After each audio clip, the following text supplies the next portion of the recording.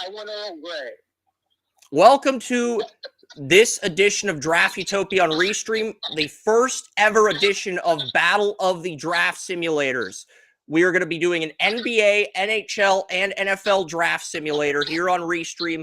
I will upload this to TalkShoe whenever TalkShoe decides to load. It is, okay, let's click the join live button. Let's just click that. I don't know if that's going to work, but TalkShoe is very slow for some reason, but basically what we're going to do today, it's very simple, folks. It is very simple. William, Joey, and I are each going to pick for an NBA, NHL, and NFL team, and we will be awarded points based on how we pick. It'll be like Guts. The scoring system will be like Guts. 300 points for the best drafter, 200 for the second best, 100 for the worst. And if you finish last the NBA, don't worry. There's still 2 more events. You dominate those events. Your reward for winning is simple. You get to share a mock draft or article of your choice. So if Joey wins, we get to sit through an entire one-round mock where Joey provides commentary on any and all picks at the end, if he wishes to exercise that option. Or he can rant about something else. I would probably do that anyway, so it's like that's not... Or he can rant about the Browns. He can rant about whatever he wants to rant about. That's the reward you get for winning. You get to rant about whatever you want. That's the reward for winning. Here's the thing. It's NFL draft season. So ranting about the NFL draft is natural. I mean... It is. And I am being a major dickhead by making our audience wait for the NFL draft because we're going to get through the NBA and NHL draft simulators first. But we've already sorted out the teams. I am picking for the Washington Wizards. William's picking for the Charlotte Hornets. And you're picking for the Cleveland Cavaliers. And I will kick this draft off. The Washington Wizards are going to select Cooper Flagg Duke. We had to pick him. He is my favorite play. He's the best player in the draft. Williams got the number 1 pick in the NHL and NFL draft, so I'm picking number 1 in this draft. It's only fair. Cooper Flagg out of Duke.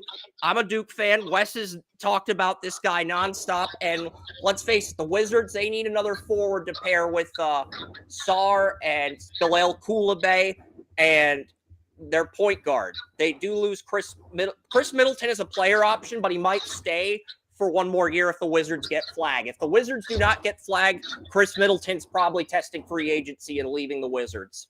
So, well, I'm not opposed to Flagg. I like him. You know, I'm not huge on him. So I do not fault you for this. You're a big fan. We all know this. You watch more of Flagg than probably half the analysts out there.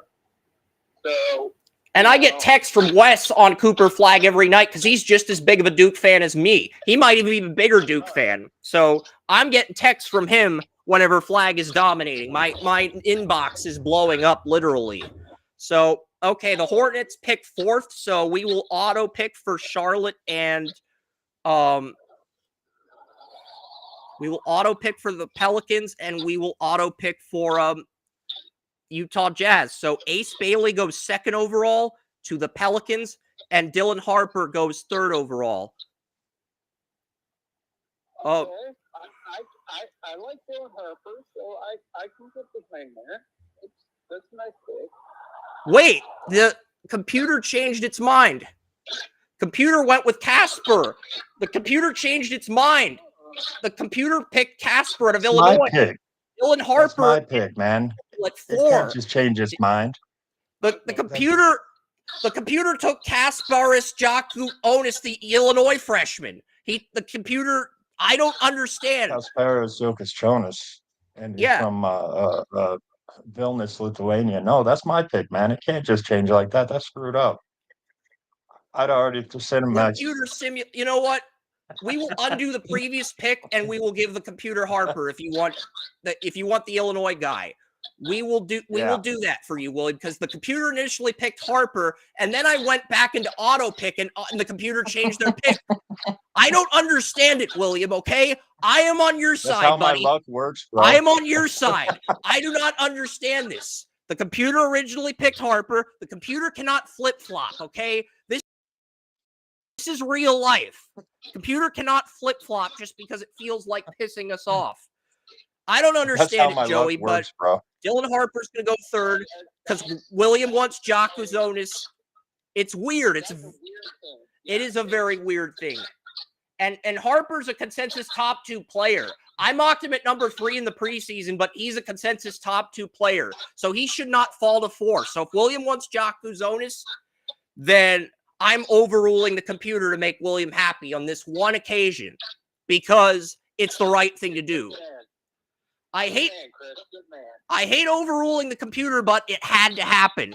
Computer cannot change picks in real life. It cannot. That's against the rules. It's against the rules. And I hate the fact that we're already in the first 3 picks and we're lecturing the audience on the rules. I hate that. So, William, what makes Jakuzonis special, and why is he your pick for Charlotte at 4? Oh, he's my pick because he's Lithuanian, man, like I am. You know, I'm half Lithuanian. I mean, and my family's from Illinois, you know. So, and no, man, you know, I like the. I'm asking because I haven't really studied him much. I didn't have him in my top 30 back in October in the preseason, but he's the biggest riser in this draft class. So I wanted to pick your brain on him, William, because I want to get more. I got to start watching film on him. I do deserve to be roasted for not watching his film because I need to study him more, you know? I'm taking accountability for that, okay? Yeah. And, so, you know, I think he's one of those players, maybe he should have been maybe ranked a top 5 player in this draft, but you know, it just checked all the boxes, just not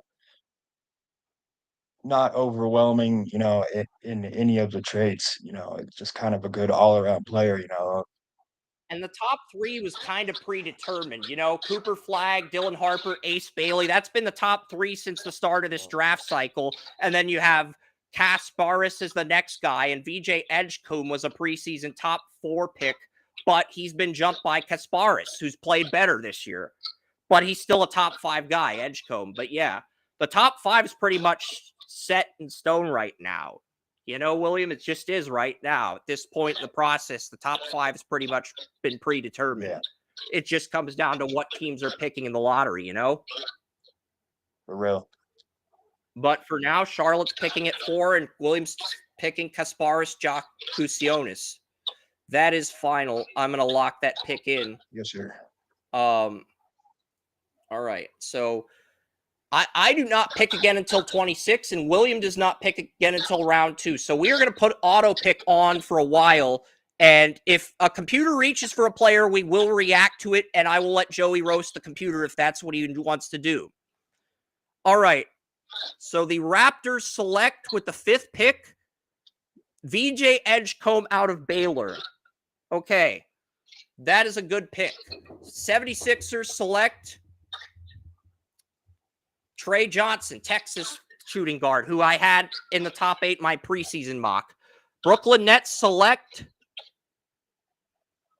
Kaman Malak, center Duke. 8th pick, the Chicago Bulls select Con Newpel, shooting guard / small forward Duke.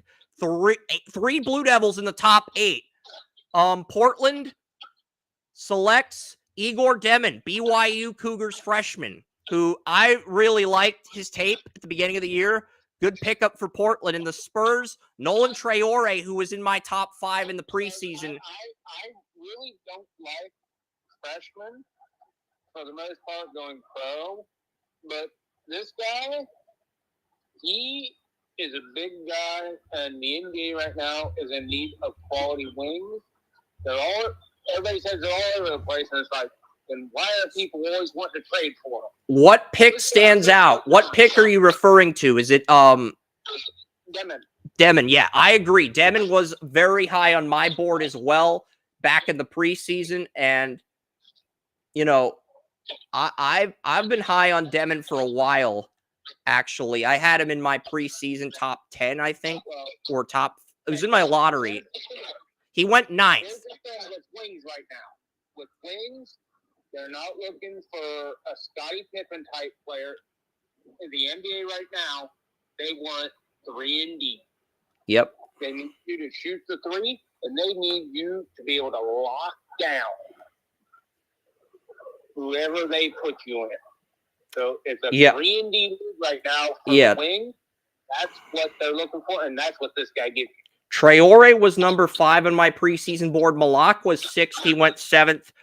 Trey Johnson was 8th. He went 6th. I had Liam McNeely at 9, and I had Igor Demon at 10th in my preseason board, but Igor Demon went 9th to the Portland Trailblazers, and Traore went to the Spurs at 10. So really, no terrible picks so far. No reaches that are just out of the ordinary. All right, we'll get back to the lottery. Pretty good top 10 by the computer. Demon for me is the one that really stands out just because I would have expected him to go earlier because of the need at wing in the NBA. Yeah. But it's a strong wing draft. Trey Johnson's pretty the Rutgers guards, Bailey and Harper, Trey Johnson, they're pretty much locked into the top 6. Demon, I agree. He's exceeded expectations as a freshman. He should go higher than 9th. I don't know if there's going to be a team in the market for him. You could argue that maybe Brooklyn should have taken him because Brooklyn needs help everywhere. You could argue they should have picked Demon at 7, but yeah. Overall, pretty strong top 10 by the computer. I don't see any reaches, any terrible picks that warrant roasting. So I'm going to get back to auto picking, William. And Asa Newell, the Georgia power forward, goes to the Spurs. And the Sacramento Jeremiah Fears out of Oklahoma to the Hawks at 13. Colin Murray Boyles out of South Carolina to the Heat at 14. So that is the lottery. That is the lottery results. Are you kidding me? It's basically only did the lottery for us. Screw you. We were gonna I wanted 2 rounds, not just the lottery. Full draft. Oh, I forgot to click on full draft. That's why. Okay. All right. So that was a warm-up. That was a warm-up. That's my fault. That is my fault. But I will make sure I will do my best to make sure that we get the same top 4 as last time. Yeah, because I'm totally thinking that the computer is trying to get my pick, right, bro. you will still get the player you wanted, William. You will still get the player you wanted. I think that was. Are we? Yeah, I think that was the reason why the computer did that. Was to try to screw me out of my pick. So yeah, no, Mitch. Yeah, and I'm trying to get out of a pick. Yeah, I'm gonna undo this because I meant to pick Ace Bailey at 2. Computer took Dylan Harper at 3, so we'll keep the top 4 exactly the same, and then we'll go back to then we'll do our best to like memorize the top 14. I'm not perfect. Jakuzonis went 4th. Edgecombe went 5th.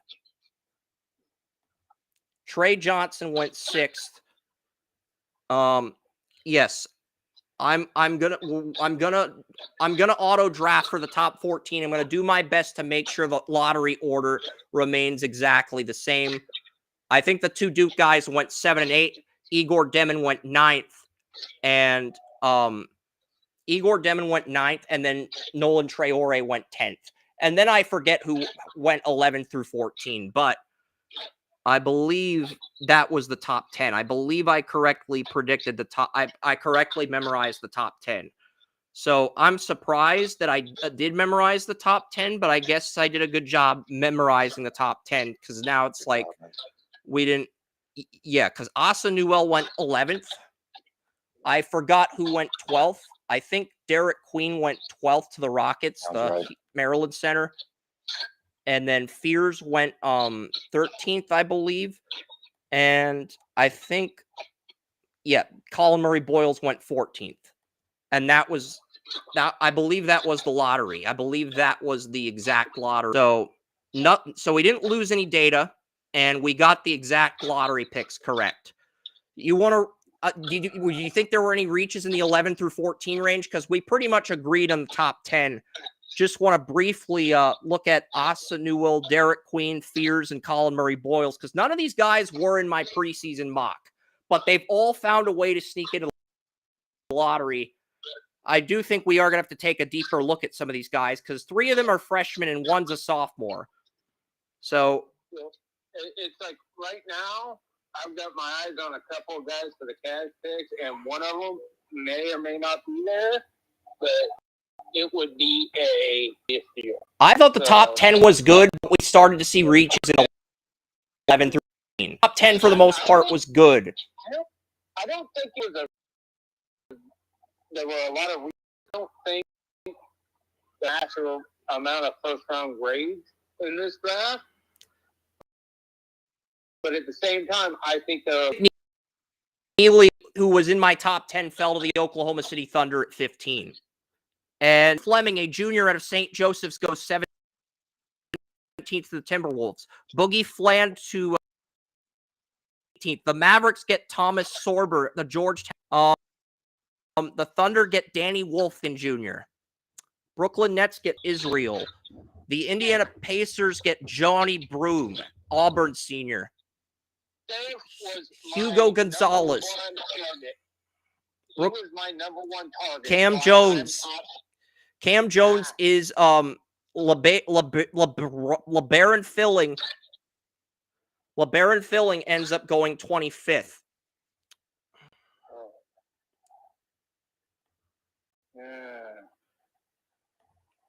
Yeah, and I'll recap some of these picks here, but yeah, the run on upperclassmen began at 17 with Fleming, and then Danny Wolf was the second junior picked at 20.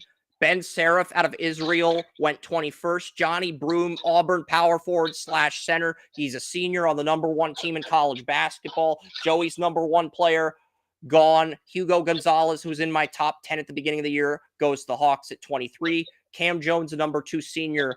And then LeBarry and Phil at the Alabama point guard goes to the Nets at 25. So is Drake Powell or Bethea still there? Because Drake Powell, freshman North Carolina, was number 8 in my initial mock draft at the beginning of the year. He is on the board here before I lock pick. I want to see what caused him to fall in the draft. Is he the top player on the board? Jackson's the top player on the board, but I had Drake Powell. I had Bethea in my lottery at 11 and 12. I think Noah Esung is gone, but I need a shooting guard more than anything else. So before I lock in my pick, I want to see what I did in the preseason and what the best value is. Isaiah Evans, I had him at the beginning of the year, but I'm looking mainly at Ian Jackson is a shoot. Ian Jackson, I did have Ian Jackson at 18, but I had Ian Jackson as a small forward, but he had 23.9 points a game at overtime elite last year. He was also the most improved player at Damian Lillard's pro elite camp. This is just coming out of high school, my notes on Ian Jackson. He's ranked 21st on the board. But I need a I had Con Newpel at 23, the top 10. Yeah. I mean, as much as I dislike the Tar Heels, they need a shooting guard. And it's got to be either Drake Powell or Ian Jackson.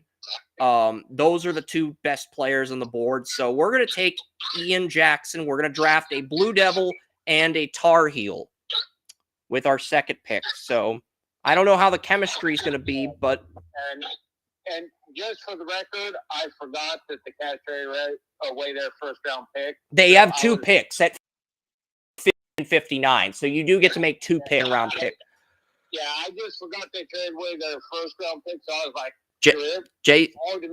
Jace Richardson, the Boston Celtics select Hunter Salas, the Wake Forest senior, goes to Celtics. Will Riley, the Illinois freshman. I really like Salas. He's a good pick, I think. And Thero, the Arkansas junior, goes to the Thero juniors, who the computer picked with first round pick. What do you think of Thero and Adao Thero out of Arkansas, the Arkansas junior? He went to the Suns at the 30th pick. Suns got this pick from a trade with the Jazz, who got this pick from the Cavs in the Donovan Mitchell trade. So Thero, not a bad pick for Phoenix. it's not bad. I'm trying to figure out where he fits there because right now they have players there, but at the same time they're not what they were. And yeah, because of okay. William has 2 of the next 4 picks. Hey, you are such a lucky boy, aren't you? I mean, Carter Bryant's available. Nike Clifford, the Colorado State senior's available. Drake Powell, who's in my top 10, has made it to this pick. He's not in my top 10, but he's in the top half of my first round from my October mock. Drake Powell, North Carolina. Dink Pate, small forward in the G League on the Mexico. He's draft eligible. You could draft a player from Mexico, William. You could draft Dink Pate, Miles Bird, San Diego State. Noah Penda from France, brother of Obi Toppin. He's a sophomore. Ryan Kalkbrenner, he's a senior. He was on the Creighton team that made the Final Four a few years ago as a sophomore, and he came back for his junior year. He's a senior now. Ryan Kalkbrenner. I'm curious, Chris. Has there ever been a drafted this early? I don't believe so, but this is a G League player, not a college player, but he does play on the team in Mexico. So I do think that's interesting. Tyrese Proctor, the Duke point guard's available. He's a junior. There are some options, William. I can keep scrolling down or I can scroll back up, but you're on the clock at 32. Mark Sears, Alabama senior point guards there. There's a few players. Yeah, let's go ahead and take Carter Bryant from Arizona, man. All right, Carter Bryant is the pick. You do have 34, so you got 2 of the top 30. I mean, all right, and then the Timberwolves.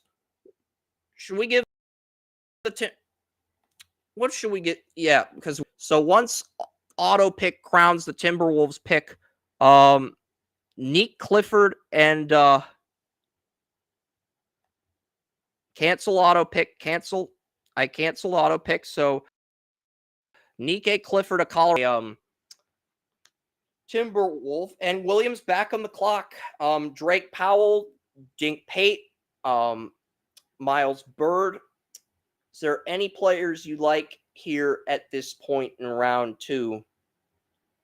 You know, I would like to make some history here and take Dink Pate. Dink Pate from Mexico City. Okay. Yes, sir. All right. So that is Williams' draft.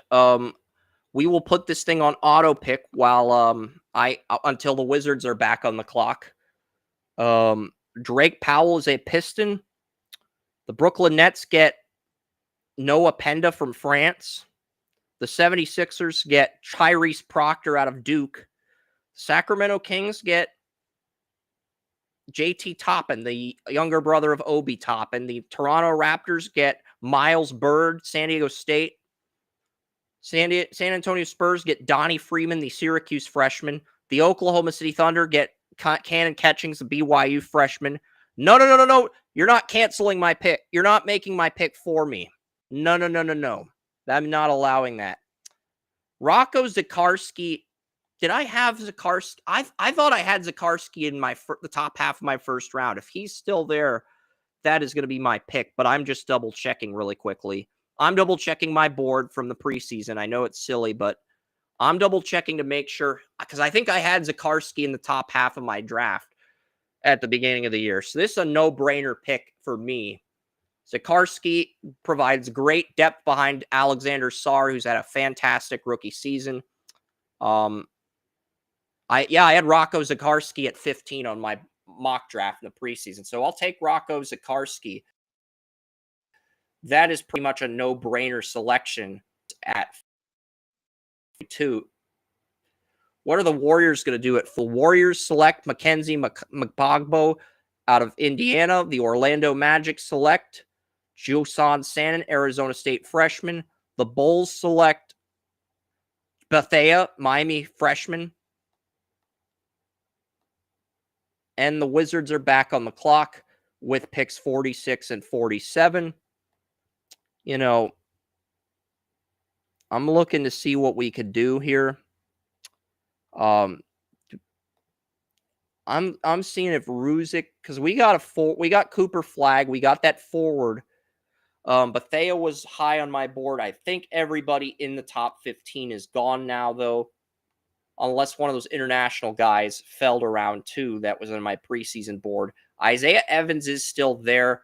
He was 16th on my board at the beginning of the year. He's on Duke. I get another Blue Devil to pair with Cooper Flag. So yeah, we're gonna go with so far we got Cooper Flag, Ian Jackson, Rocco Zakarski, and Isaiah Evans. So I've ended up, and Isaiah Evans has only averaged 6.6 points a game. Maybe I should go a different route. Let's see what, as much as I like Duke, I can't go a different route. I already clicked on the players, so I cannot. Oh well. He'll be a bench player. He'll be a good bench player for us. Well, Chris, don't fret because I've seen Evans play. He's a good player. Okay, and let's face it, most college guys are not superstars these days. They're just not. So yeah. Don't forget he can develop into something. Because I'll tell you right now, you cannot use stats on college players. Yep. Michael Ruzic. You could, because these guys are great. Now, you might get 8 first-round prospects. Michael Ruzic was in my top 15 at the beginning of the draft process. He's 56 on the board. We're gonna pick him here. It's very tempting. I was gonna take Xavier Lee, the Princeton point guard, as a surprise pick, but with Ruzic still, Ruzic's the pick. But I almost took but he's gonna be available for the Cat. There's a good chance the Princeton point guard will be available. We'll see. We'll see what happens at 50. Alex Tuhey and the Clippers take a guy from Serbia and cancel auto pick. The Cavs are up. Let's look at Joey's board here, guys. Number 1 player on the board is Ryan, the Creighton Blue Jays center. He got Creighton to the Final Four as a sophomore, went back to Creighton year. They got knocked out early, so instead of entering the NBA draft, Kalkbrenner returned to Creighton for his senior year. 32 on the simulator.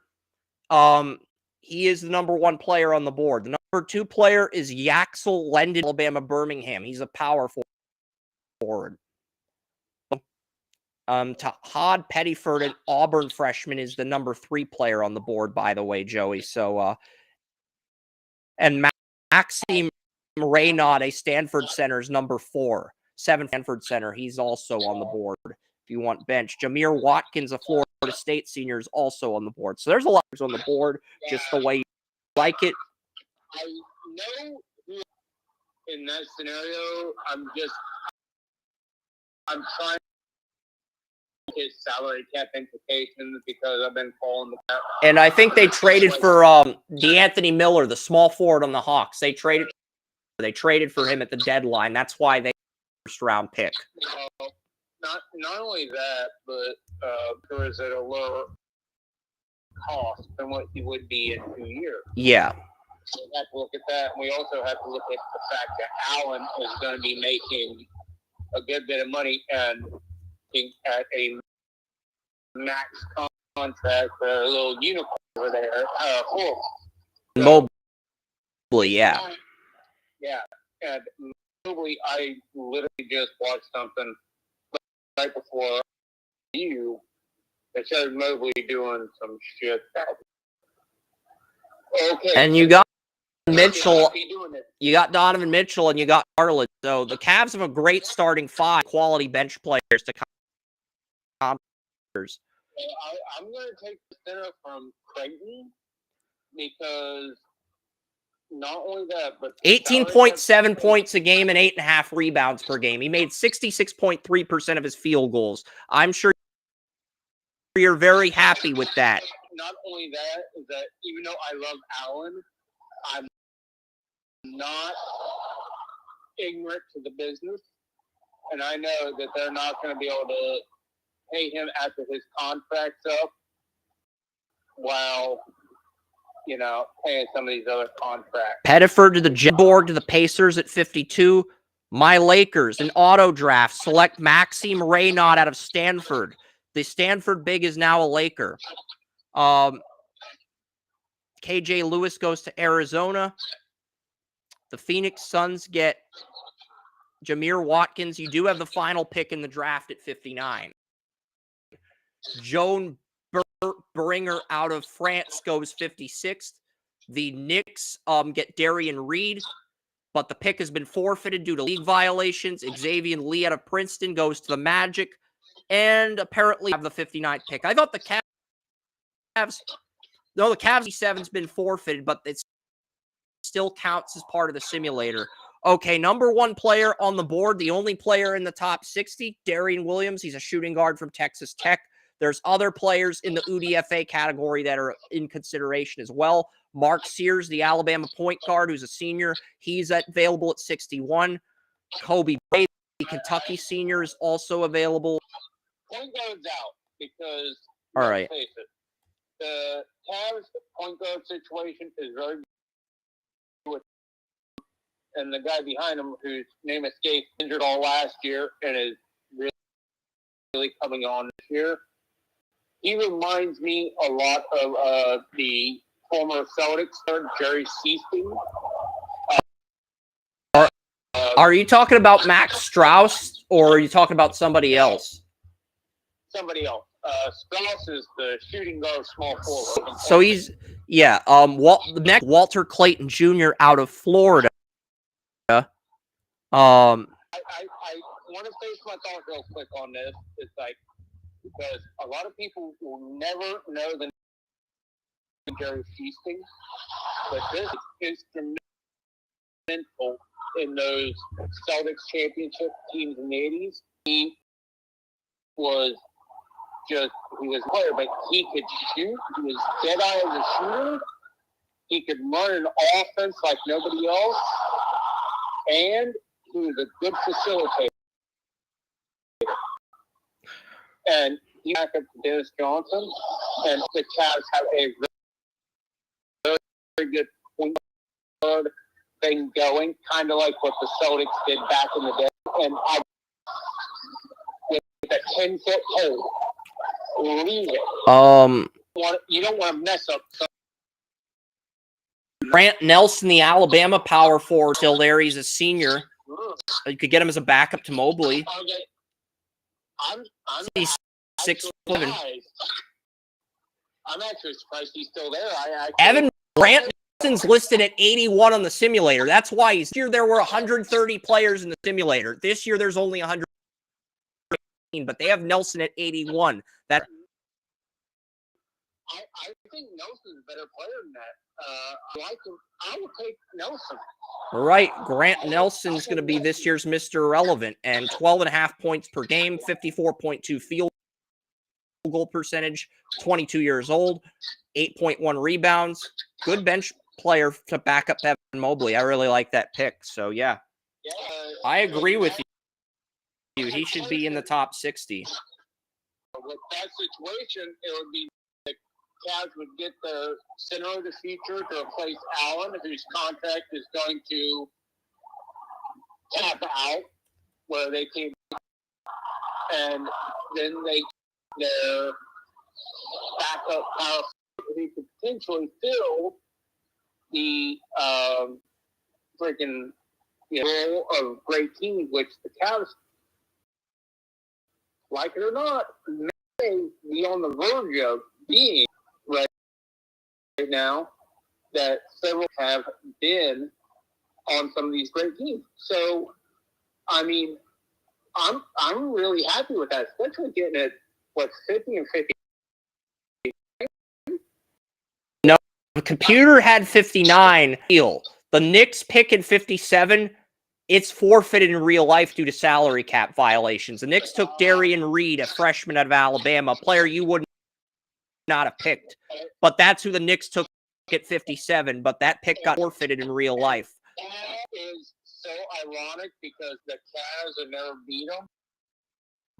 They whipped their ass tonight, and now today they lose their pick, and I could be a great fit for them.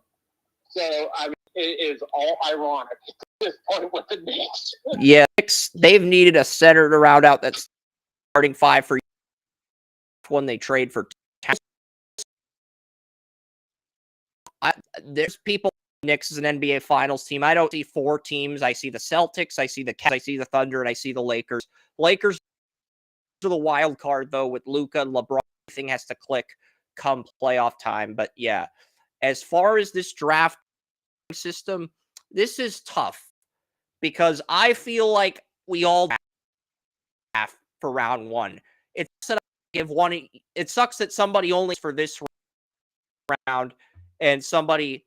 William got 3 players in the top 30, top 36. He had a very strong draft. I can't really argue with his draft considering he only had 3 picks. I just happened to pull up this mock on Sports Illustrated, and for the Charlotte Hornets at 5. Hold on. At 5, we had Kasparis Yakistronis, and just like that, and what's his name? Ding Pat Pate, however you pronounce his name. They had it at 32. So I only got one different than they did on Sports Illustrated. So, to my own credit, that makes me feel a little bit better. Like I actually kind of know what I'm talking about.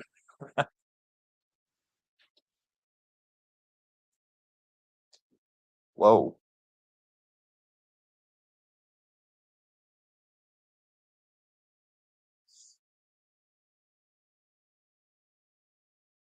In my top 20 with all my picks for the Wizards. I should win on that alone, but I also like the fact that William and Sports Illustrated have the same mock draft. Vote for myself as the winner of round 1, 100 for William, 200 for myself, and 100 for Joey. Because I think landing 5 of your top 20 players should warrant victory.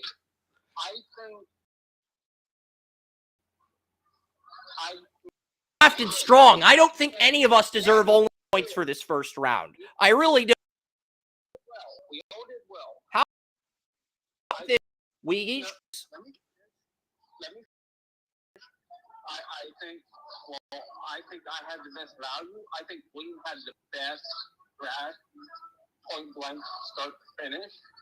And I think you're in the middle. So I think I deserve 100, not because of me, but because of circumstance. I mean, I got 5 of the top 20 players, so if it's me the win, it should be William, and I should be in second. That's what I'm saying. William gets the win, you are second, and I'm in last. So we're in agreement. We're in agreement, but you wanted to go into greater detail, expand on my thoughts a little bit. Yes. All right. Agreement, and William's okay with that. We will go to the next event. And William, I was with you against getting the win. That wouldn't make any sense. I'm not. I got 5 players in my top. That's my argument for winning. But since Illustrated and William have the same mock draft for the Hornets, I'm willing to give William the win for this event. If I'm not allowed to vote for myself. Okay, admirable thing, even though you could argue I deserve the 300. But we'll give William the 300. We'll move on to the next event. Okay. Because there's still 2 more events. And I'm going to have to help you guys here. I am. All right. 100, we are going to have to research the players on the board. Like, not just the first round, but we're going to have to research on lines. It's going to be a pain in the ass. I'm just telling you guys. But yeah, the Chicago Blackhawks #1 pick.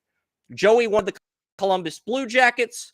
I'm going to draft for arch rival of the Dallas Stars. The Nats have 3 first-round picks, including the #4 pick, and because I'm behind, I have to make this count. William and Joey have 2 first-round picks, though. And William's got the #1 pick in the Titans. So I'm picking at #4 in the next 2 drafts for the Nashville Predators and my New England Patriots. So, yeah.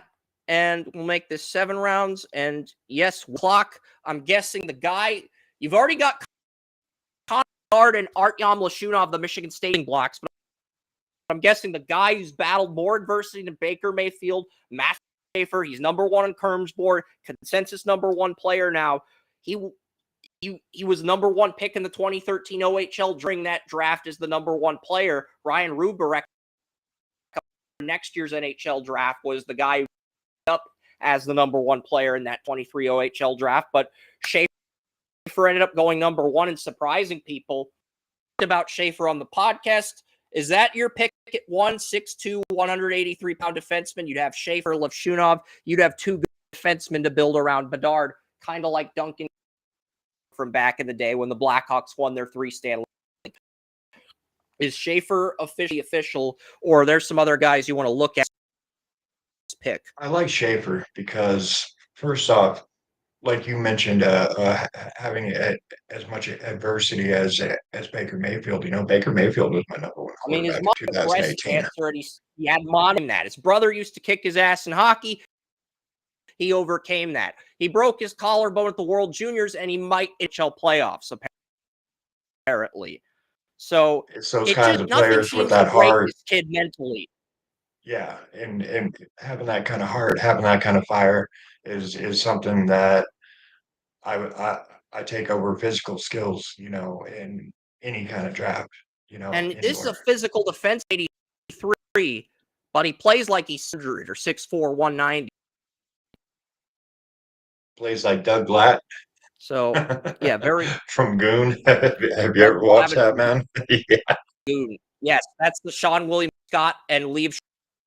And that I've seen Goon. It's a great movie, very underrated sports movie. I'm glad you mentioned that, Sports William. movie ever, man. Yes, I was sports afraid movie ever. I was going to get stuck with James Higgins, but Michael Misa has fallen to the Nashville Predators at 4. So now I have Michael Misa, I have Steven Stamkos, and I have Mark Cheshault, who led the Golden Knights in points last year. I also have Philippe Forsberg, the captain of the Nashville Predators, 2. So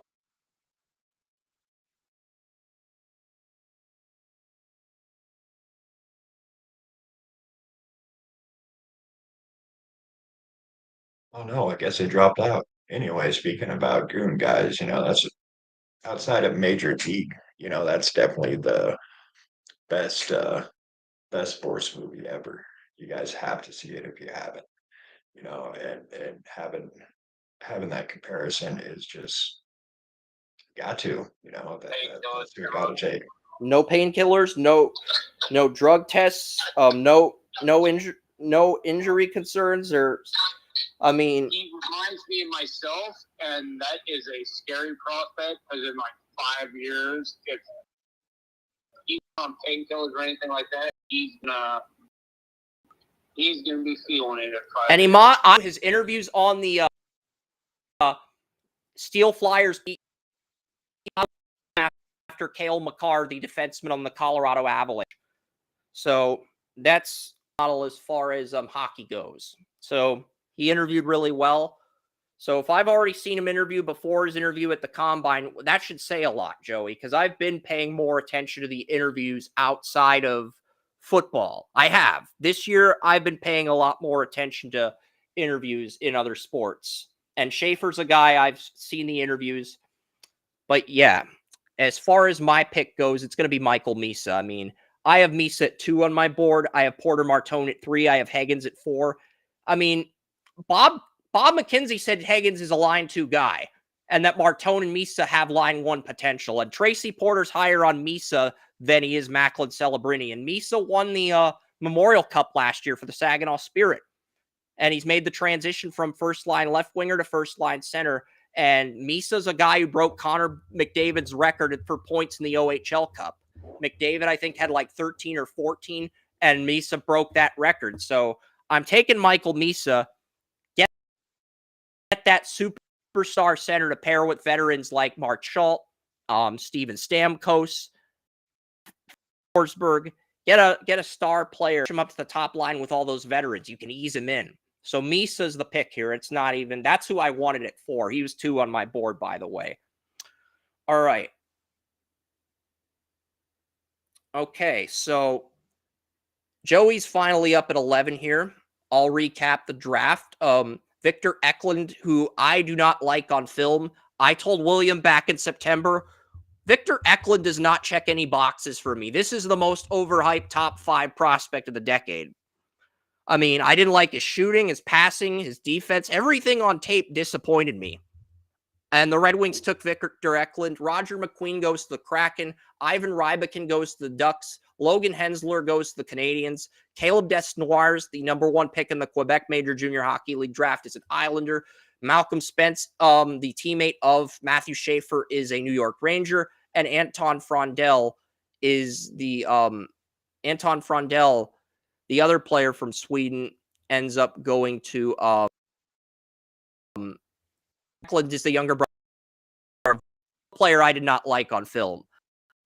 I like Victor Eklund. I retract my previous statement about Victor Eklund. He's William Eklund's younger brother. He's the best. I'm surprised the Red Wings took him at 5, but even in the simulator, Yzerman and Lidstrom got it right. And Frondell, I disliked into the year. Matt falls to the Flyers at 11, and Joey could have had a top 5 player at 12. It doesn't. Colin Potter, Arizona State freshman, number 12. I'll look up Colin Potter. I like Colin Potter, but I don't like him really. There are some other guys in this draft you like.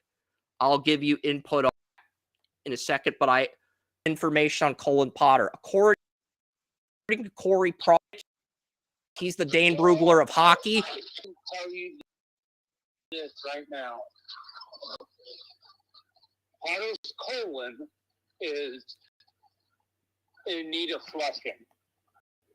So, you know, we can go with that. Colin Potter has the same birthday as me. He was born in exact same. So I'm looking at his production. The birthday doesn't matter. The hockey database is loading. Can I please get the numbers for Colin Potter before you get your pick? I want to try to sell you on him. I'll make that my pick. Okay.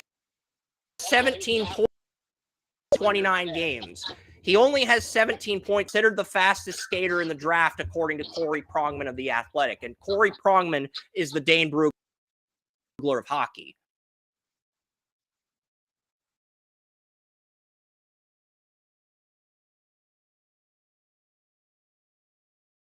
Following pronunciation.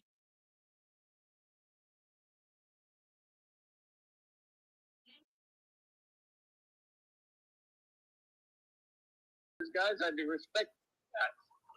I'm just kind of disappointed you missed my phone. The following pronunciation is brought to you by pronouncenames.com. Where was that? Okay. Jake O'Brien, the OHL Rookie of the Year, is still.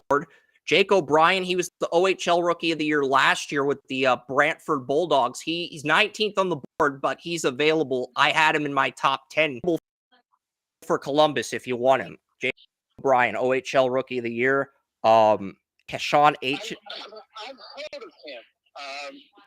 And remind me a little bit about both of them. And I'm not a little bit. Well, he fell to like 6th or 8th in the OHL draft.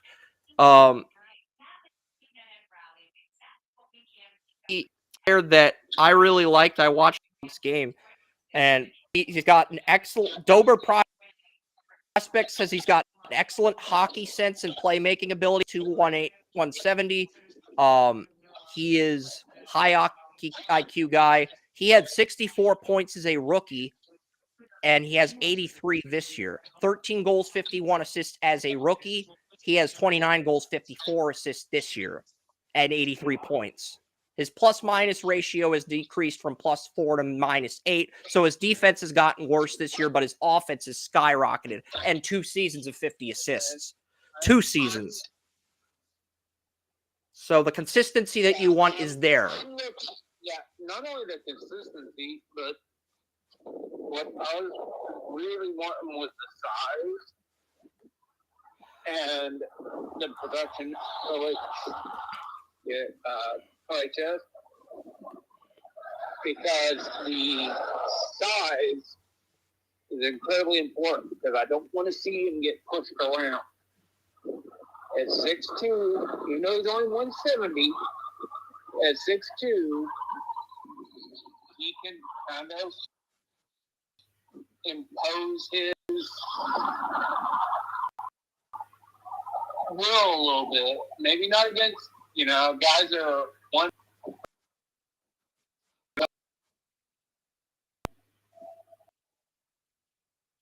So, in his production. I had him at number 7 in the Flyers.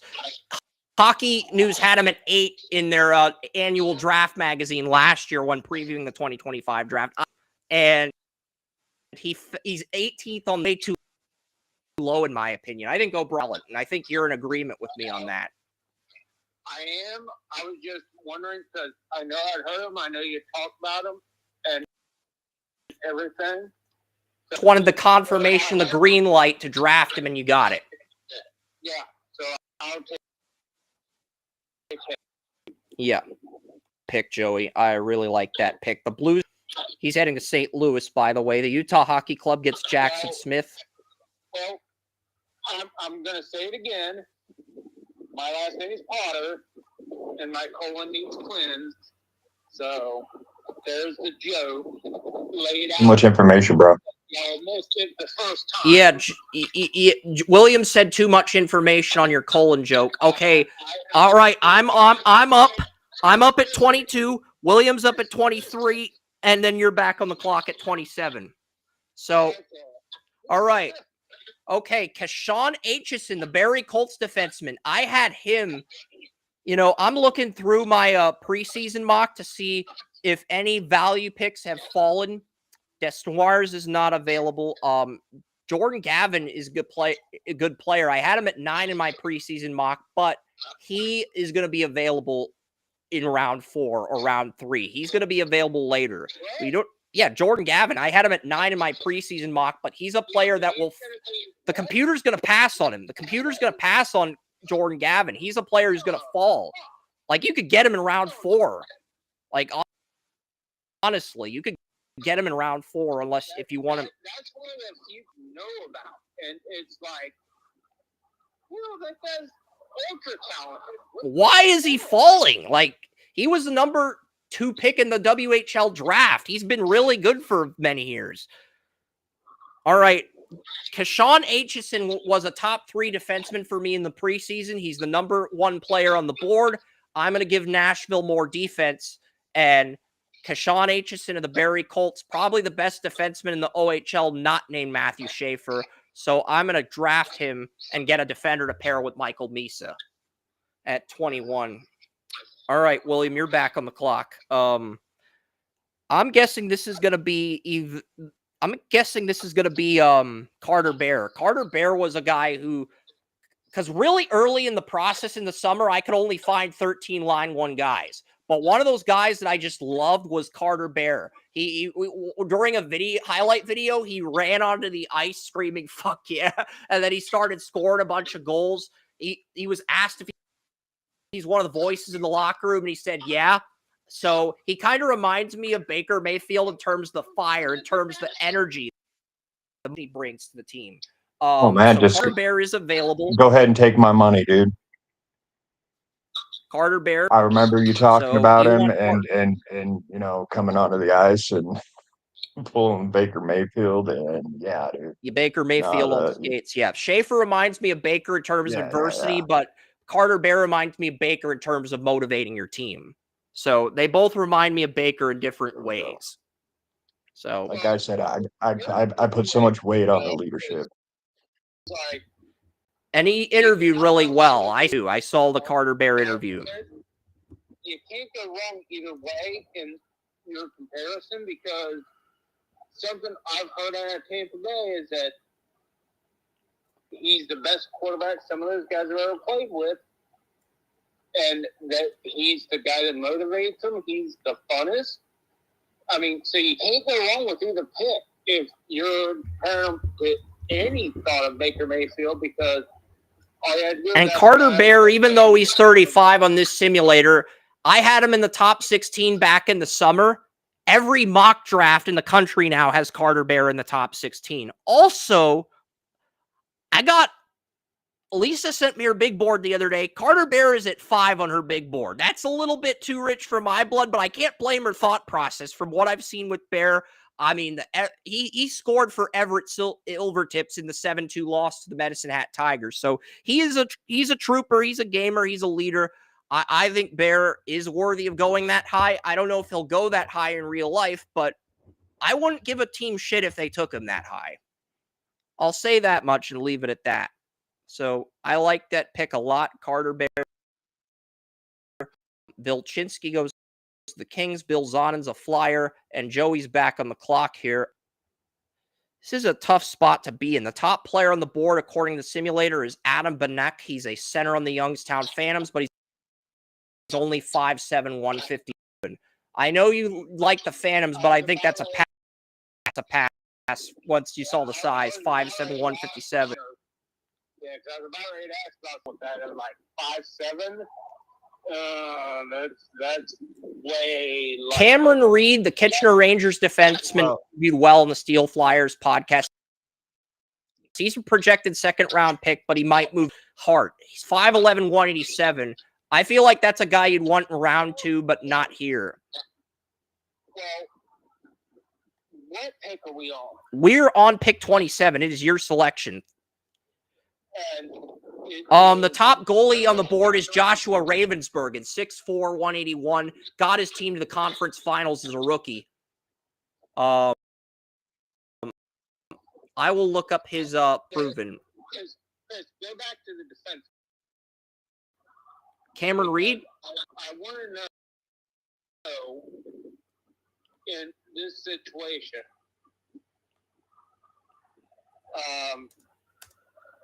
because he has the size, he's done well.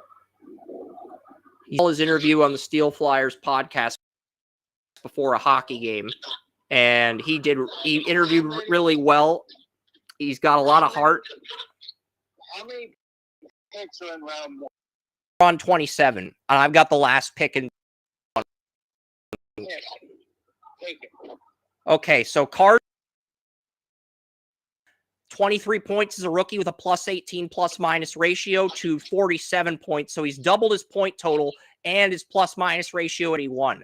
He's very consistent defensively, and he interviewed well. So the +19 penalty rookie, 36 penalty minutes this year, but 50. So the penalty minutes, while you'd like to see, as long as the penalty minutes are under 100, I don't think penalty minutes are an issue, Joey. And those are 18 and 36. So those are really consistent numbers in terms of penalty minutes. So he stays out of the penalty box. He's got a lot of heart.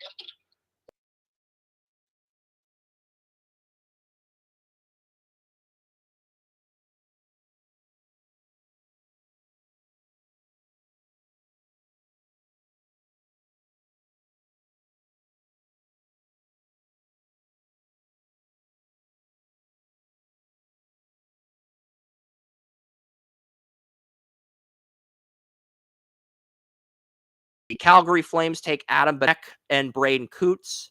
William Moore. I've got the final pick in round 1 here. We're going to go with I don't know who I want to go with. I'm looking at Trethaway. I'm also looking at Benjamin Cavan. Benjamin Cavan, I'm looking at Cavan because Ravensburg interviewed really well, but, you know, the Predators, they just gave Juuse Saros an 8-year contract. I don't think they're going to take a goalie. Benjamin Cavan was in the top 16 for me at the beginning of the year. I mean, he's probably going to go to college, so he's a player we're probably going to have to stash. The other choice, yeah, we will go with him. We will go with it's either Cavan or Gavin. I feel like Gavin is a reach here, but I also feel like if I don't take Gavin here, Joey's going to take him with his next pick.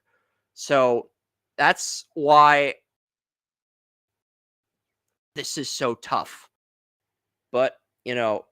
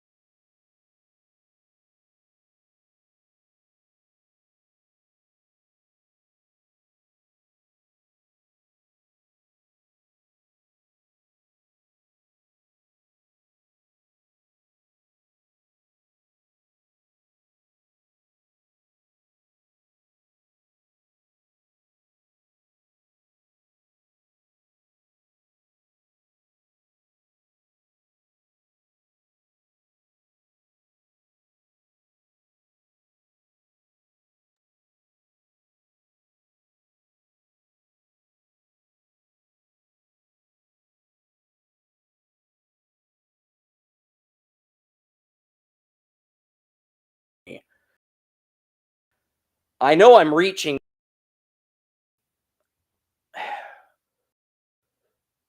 but, you know, a tough spot to be in here. Blake Fiddler, the Edmonton Oil Kings, is on the board.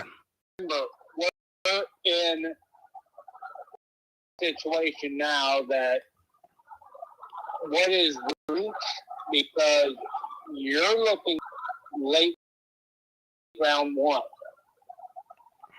Draft Prospects Hockey does have consolidated ranking has him at 79. Daily Faceoff has him at 48. NHL Central Scouting has him at 123. So he could fall to the first round depending on three player types that describe him. Cerebral tactician, relies on great sense and vision to make plays.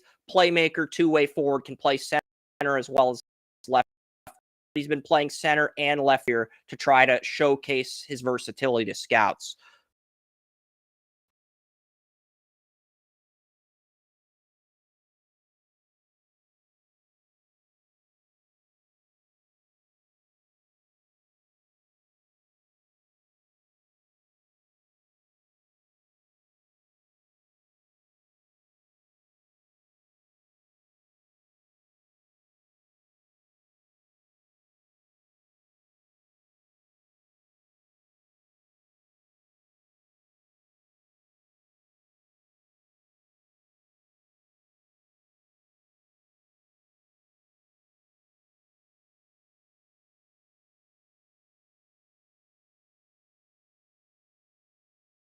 Minus 30 plus 2.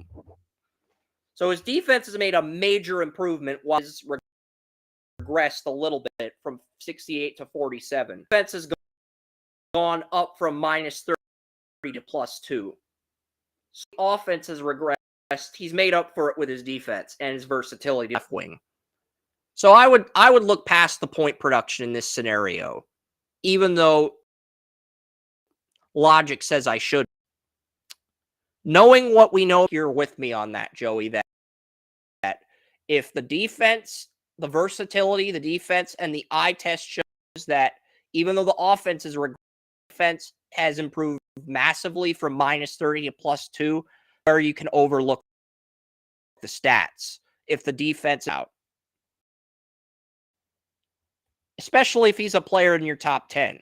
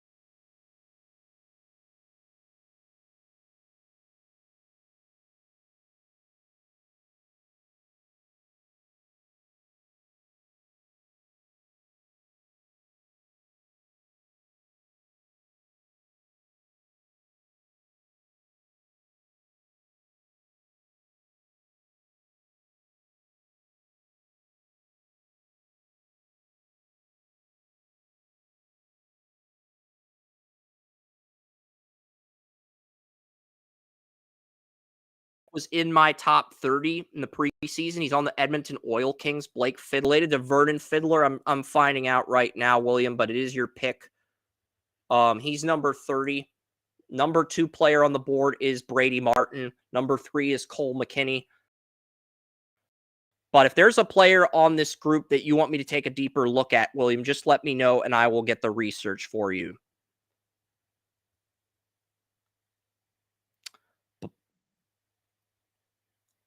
Okay, William's still here? Did he leave the chat? Because we're going to do NFL after this. Okay, William is here. I think he just disconnected for a second. I'm okay. Yeah. All right. All right. I'm turning his camera on. So there we go. All right. Yeah, something keeps happening with the Blake, connection. You got had a few times. yeah. I think I have too many tabs open. I've closed some tabs. Blake Fiddler went from 12 points to 32 points this year. And he has an A grade according to NHL Central Scouting. An A grade is a first round grade, a B grade is a second or third, a C grade is a 4th through 7th round grade. So Blake Fiddler, number 1 player on the board, has an A grade according to Central Scout points. He's been praised for his skating. I can get you more info on Fiddler if you want, William, or you can pick someone else. Ravensburgen, number 1 goalie in this draft, is available too. Yeah, I was definitely looking at Fiddler. You know, I mean, he's got good size, good length. You know, I mean, he's been going pretty high in these mock drafts. You know, and I mean, he's only just He's short of a 18 dual years citizen old. too. Fiddler benefiting from dual citizenship. He was born in Nashville, Tennessee, but he lived in USA and Canada. He's 6'4", 209. I was wondering if Blake Fiddler, former hockey player, turns out dad. I did not know that. If I had known that, and Vernon Fiddler, he played for the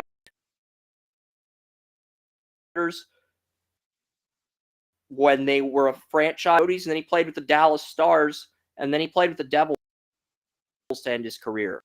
And he was an alternate captain on both the Coyotes and the Dallas Stars. So yeah, Vernon I was curious if Blake Fiddler was related to. If I had known that, I would have picked him.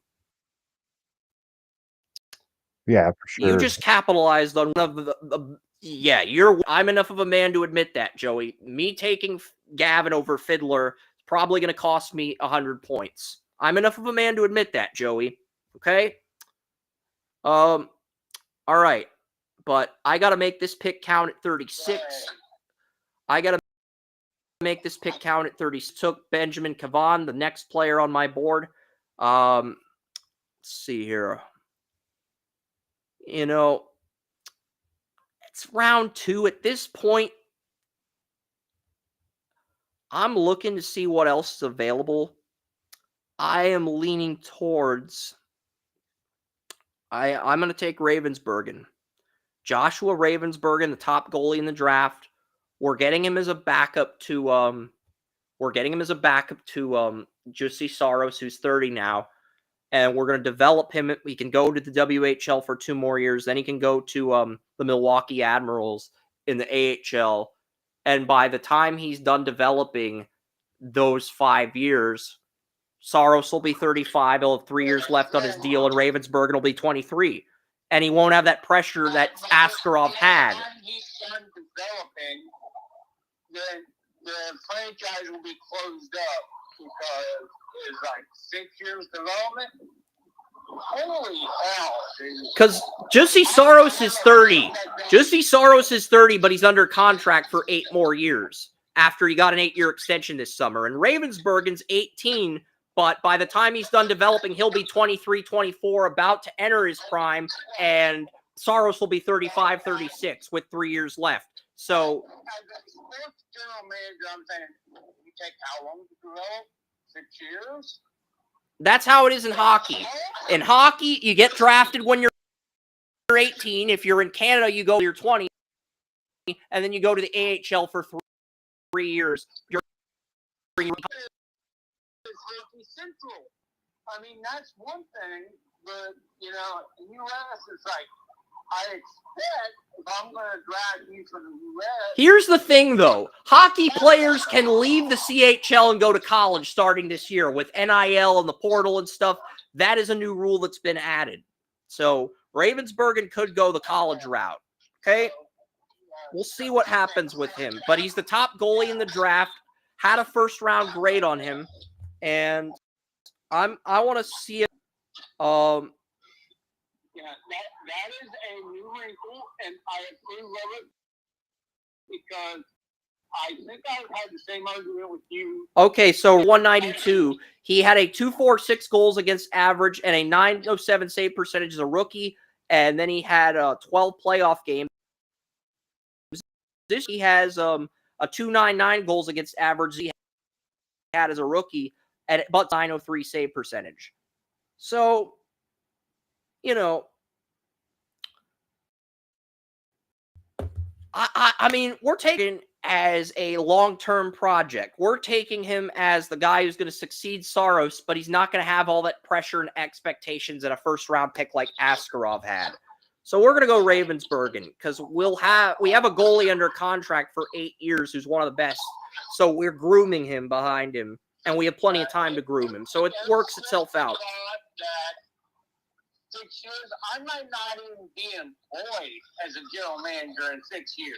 Well, the Flyers panicked and took a goalie at 39. The goalie I took 6'5". The goalie the Flyers took is 5'11". But as for Flyers took a goalie 2 picks after I took a goalie.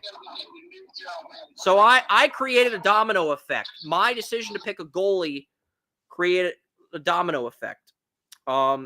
So yes, Nathan Bem of the Kamloops Blazers is the top player on the board. I'm looking him up right now, William, because it is your pick. Nathan Bem went from 31 points to 62 points, but his plus-minus ratio, -33 to -18. 6'2", 200 pounds. I'm looking at his draft rankings. Player type, offensive forward, playmaker, sniper. He's a winger, versatile enough to play both left wing and right wing.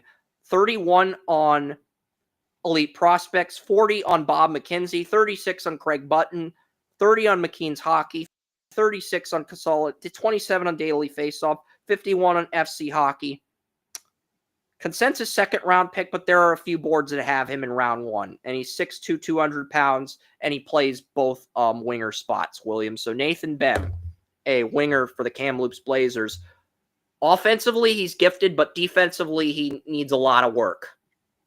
31 to 62 points. We can go a different route if you don't want a player who's not good defensively. Yeah. Let's see. Is Jacob Wozniak still on the board? The forward. Let me see. Is Wozniak? Jacob is Wozniak. I'm impressed you studied him because he was a preseason first rounder, and Jacob is Wozniak went to the Islanders at 41. Darn it. Yeah. Nah. that was a name that kept popping up, the past few days looking at this stuff. And Another guy who's on my radar as a sleeper, Reese Hamilton of the Calgary Hitmen is there. You could also draft Heoxi Wang. That's Simon Wang. He dominated the OJHL. I mean, Joey's been making some Wang jokes like Beavis and Butthead. Every time I mention Heoxi Simon Wang, the defender who's 6'5", 210 pounds. You blame me. I'm a child of the 90s. I don't blame you. It's like, this is a really good player. He might be a dark horse to make it into round 1. Okay? yeah, We're not and I judging, love that and size, I'm a man. pick. I might take Wang with my next pick if you don't, William. So, Yeah, no, I actually you like know, that pick. Whatever I'm looking at here, he's listed at 6'6". Well, they're always dropping in 6'5", like yeah. you said, but still. And he got promoted from the OJHL to the CHL. One of the leagues in the CHL, either OHL, WHL, or Quebec Major Junior Hockey League. So if you go from And I mean, OJHL, the Ontario Junior Hockey League, one of the 3 big leagues, that are your talent. So yeah, how many China nationals have ever played in the? there's never been a player from China drafted in the first round of the NHL draft. I think I have Wang at like 30, 31, 32 on my board right now. I like So Wang. I'll I take think he's Wang. got a shot to get. I would pick him in the first round. I like that. So yeah, he is a steal at this point. I'll Round take 2. him. Yeah, All right. for real. That's my pick. Yeah. And yeah, have some diversity. I'm looking in at here, Zachary Moore and Emil Geit. I'll have to get his grandma's best like shrimp supreme recipe or kung pao chicken or something. I love Chinese food, man. So it have to be a little bit trade off. If I was going to draft him this early in real life, you'd have to cough up some of those recipes. I just love Asian cooking, man. But yeah, Shane Van Sage, only 14 points. I mean, the point production's really disappointing, but he's fixed his defense. But he's, he went from 7 points to 10 points to 4 in the U. Sagi was considered a top 16 player despite the point production. I don't know if I would pick him that early. Maybe I'm guessing he's on the back 6. One player that interviewed really well on the Steel Flawless Handel, the Halifax Mooseheads defender from Germany. I'm going to grab him here because I have a feeling Carlos Handel's a player Joey's going to look at in round 3. So I'm going to see what we got here. Carlos Handel played in Sweden. He's born in Germany, but he played in Sweden, and then he made the transition to the Quebec Major Junior Hockey League, where he's had 21 points in 42 games as a rookie. So kind of raw, but he interviewed really well. He's considered and 6'1", 170, born in Germany. Listed as a late second rounder, but he had a first round interview. He's listed as a consensus third rounder, but he had a first round interview. I think that pushes him up to the late second. If you're a third round prospect and you have a first round interview, I would argue that pushes you up to round 2. So I'm going to go Handel. I mean, it might sound crazy, but Van Sage, who is in my top 16 in the preseason, just very underwhelming numbers. Very disappointing numbers on his end. But at this point in round 3, we can gamble on Van Sage if he's still there. Please don't tell me that the computer took Van Sage to piss me off. telling you, man, ever since it got freaking The Kasparov. freaking Minnesota Wild, you guys are assholes for taking my guy. But it doesn't matter. You're going to lose to Dallas in the first round again, and the world all is going to be right in the world. Let's go with Shamar Moses, 6'1", 203. Another player that interviewed really well. We're going to go Shamar Moses. Hold on. The computer picked for me? Who the hell did the computer pick for me? I got Shamar Moses. Okay, we're good. All right. Joey's on the clock. I'm going to have to call Joey. It's Joey's turn. Have I dropped out on Restream, William? Am I still on No, Restream? you're still on, dude. Okay. I'm going to let Joey know that he's on the clock. I heard him drop off a minute ago, so. Yeah, I know he disconnected, but it is his turn to pick. Voicemail box that has not been set up yet. Call again later.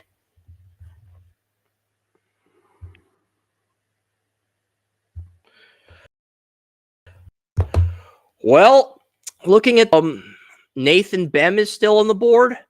I mean, Bem went from 31 to 62 points. His defense isn't great. His offense is good, but his defense is very meh. I mean, you can get. I'm guessing that's who Joey's going to want, but if he doesn't want him, I got to look for other players. I really don't know where to look. That's okay. So I got Nathan Bem, the player who we almost get, 51st best player available, made it to 76. Went from 31 to 62 points, but he's terrible defensively. Minus 30 and minus 18 for plus-minus ratios. So very good offensively, very bad defensively, but he's ranked 51st. He's there at 76. That's the best player on the board. And I already got a defenseman, correct? I can look at my picks for I can look at the you took Cameron Reed at 27 and 11. So you haven't drafted a winger, but you got a center and a defenseman. Okay, but those were the top two needs I saw.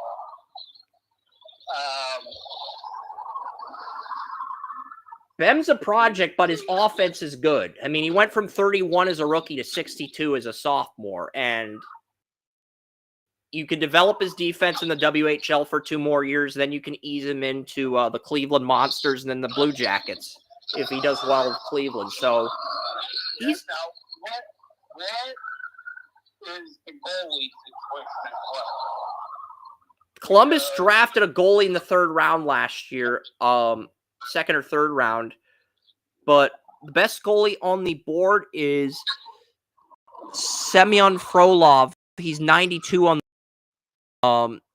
We're on pick 76.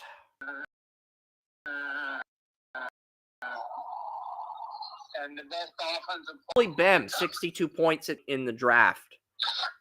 Okay, I'll take. I know need offense, and I know they go through goalies very quickly.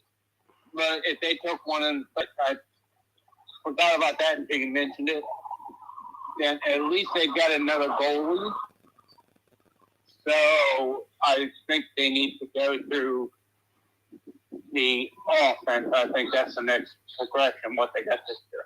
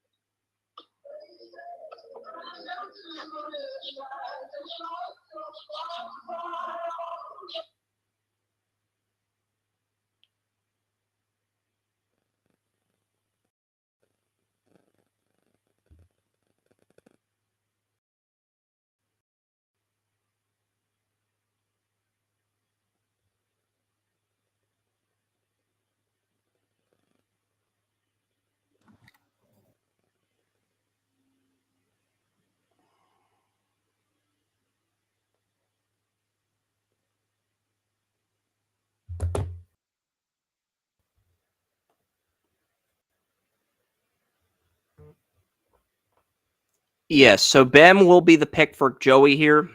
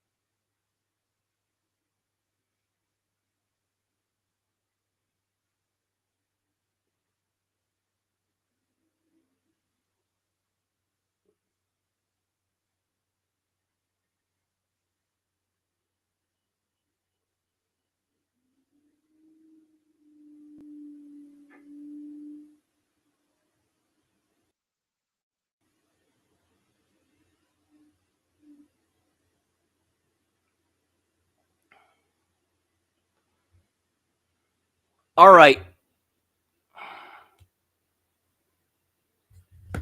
We'll go on 97. All right. We're on to round 4, William. Teddy Merton, the Chicago Steel Center, is the best player on the board. You're going to give the Blackhawks a hometown guy here. He's listed at 82 on the board. He's the best player available in the 4th round. After the top 100, there's only like 5 players in the top 100 available. And then we're going to have, then it's going to, then I mean that in the most literal way possible, because I'm going to have to look up 7-round mock drafts to try to pinpoint draft, and that would be an MFer for me. Okay? William. I would take him. It's one less So pick with you got to that, you worry got about. to put asses in the seats, man. You know, and Hometown guy, just a 4. So I've got 2 guys left. David Lewandowski out of Dusseldorf and Matthew Lansing, the Waterloo Blackhawks. They're both centers. I can either take a German guy or a USHL guy. I'm going to take the German guy. He's ranked 84th. I'm going to get the German guy at 100.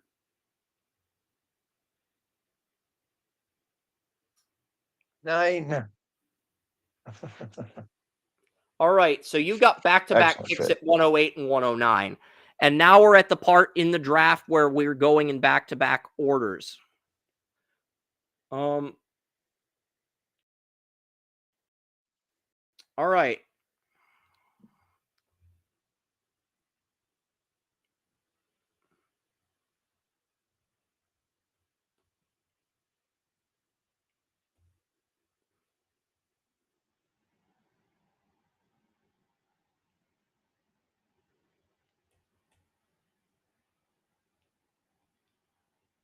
You're right, man. Trying to find anybody ranked beyond 100 is hard.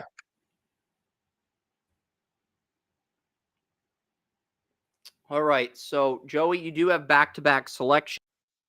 I'm going to pull up a 7-round NHL mock at the point where with the top 100, it's like the point where, you know.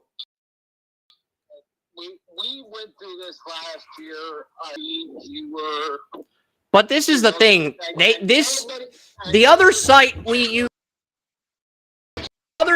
usually use, NHL draft 200, 300 players, but they haven't updated their board this year. Future Considerations only updates their top 100. So I have to pull up a 7-round mock draft at this point to try to find any gems. Yeah, it's like the last 2-3 years, the NHL draft, after you get past like 90, has been an absolute abomination. So I'm just like, just give me what you got. All right. So no first round gems. Let's see, Murtal. Let's try. I'm trying to find a gem. Nope. Okay. Let's try Gastrin. Yeah, I'm on. The only site that is a 7-round mock draft is Lines. That used to be draftsite.com. Bill Plazik, who's been doing the NHL drafts there since 2015, 2016, still doing drafts there after the company rebranded. So, yeah, I'm looking This one at that I just clicked on. Yeah, I'm looking at Lines because if they have every player outside of the top 100 listed at 999, going through a 7-round mock is the only way to find gems, literally. Because NHL draft community is not as mainstream as the NFL draft community or the NBA. It's just not. You have to play with the cards you're dealt sometimes. You know. All right, so Gastrin's not there. I got a 2, an 8, a 5, and a 7. So I'm playing with a nothing hand right now, so I'm sorry.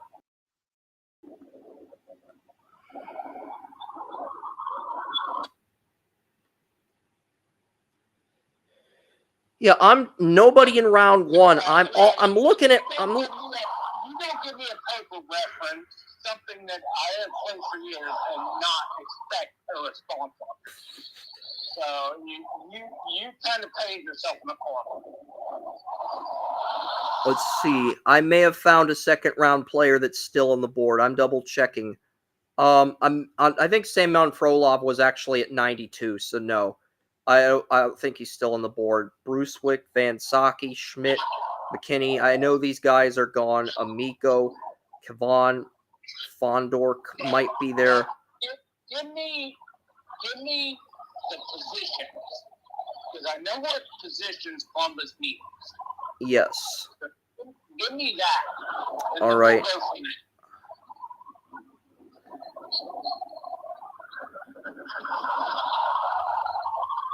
Matthew Guard is available.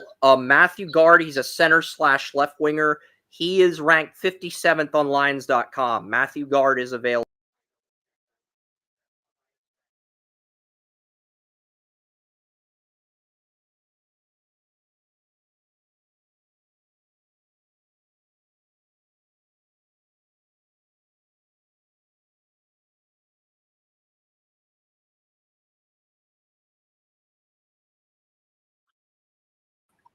And, and I think that those are the two positions I'm really looking at.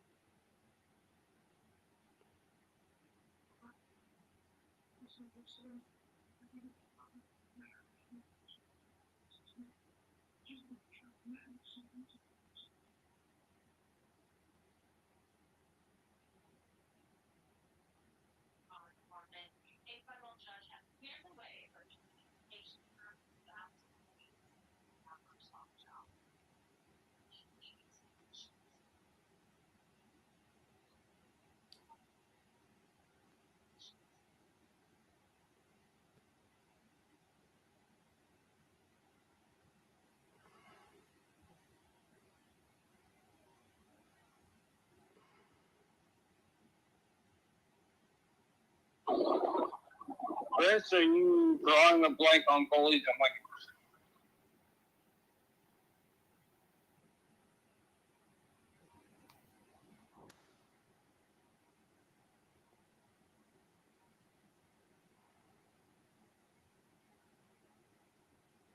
I wonder if his volume's up. I can't hear him. Yeah, somebody's pissed off at me, but it is what it is. I wanted to get that. But yes, I'm trying to get the numbers for I'm trying to get the situation. wow, welcome to my world, because I get 15 people pissed off at me daily. So you're still in good standing. I basically compared all the NFL draft simulators one by one, and I was pissed off about the grading system because I thought I got a D- for Clay Webb in the third round on a simulator, and I disagreed with that. And the person's like, "Oh, you're slandering the grading system." That's not what I meant to say, but you know. Don't fucking hate. Guess what? I got cursed at 4 times yesterday by customers. You're fine. Don't worry about it. It's just one thing I wish would be tweaked. I'm not going to sit here and say it's better than an F grade, but I don't agree with a D-. That's what I thought I saw, but whatever. It's nothing. I don't really. But Matthew Guard, I'm trying to get some information on Matthew Guard here. We're in the 4th round. He's 57 on the simulator. Okay, so Matthew Guard went from 18 to 29 points. plus-minus ratios in the positive. Went from 32 to 69 penalty minutes. No injuries, played 55 games this year and last year. So durability is a plus. Durability is probably the biggest strength with guard. And he can play center or left wing. No, I would say the biggest strength with guard is that he improved. He almost doubled his production. And the durability is a huge plus for me because your best ability is available. So I would say that. So in those two cases, I would take guard in this situation because he's a winger, which Cleveland needs, and he's hit the progressive similar, and he hits the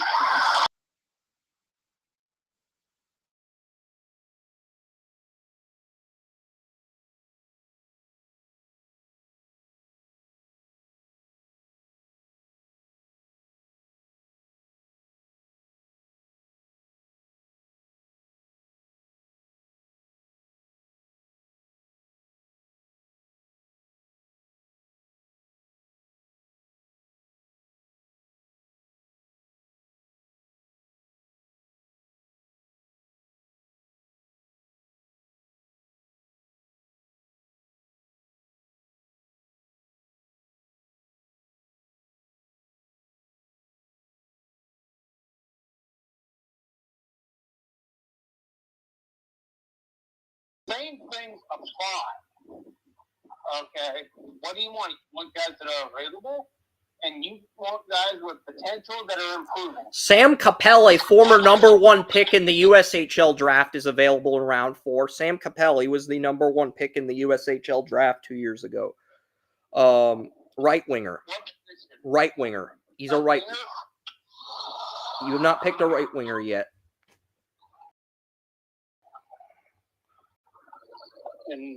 But he can play all 3 forward spots. He's listed as all 3 forward spots, but his true position's right winger, which you have not drafted yet.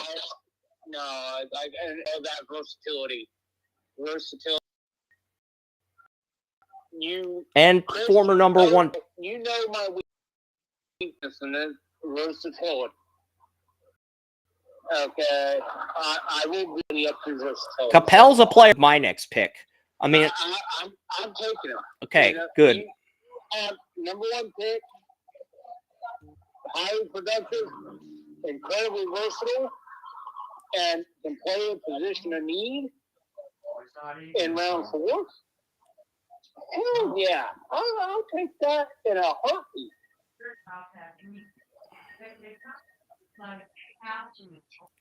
All right, round 5, pick 132. I'm on the clock now. This is going to be this is going to be tough. Because I'm trying to find a gem here in round 5.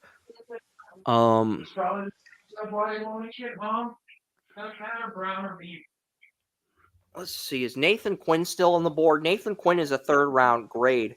I've drafted him in a few simulators before. Is he still on the board in round 5? Because I think after Theo Osberg and Hugo Osberg, the twins on Bruins IF under 20 are both there.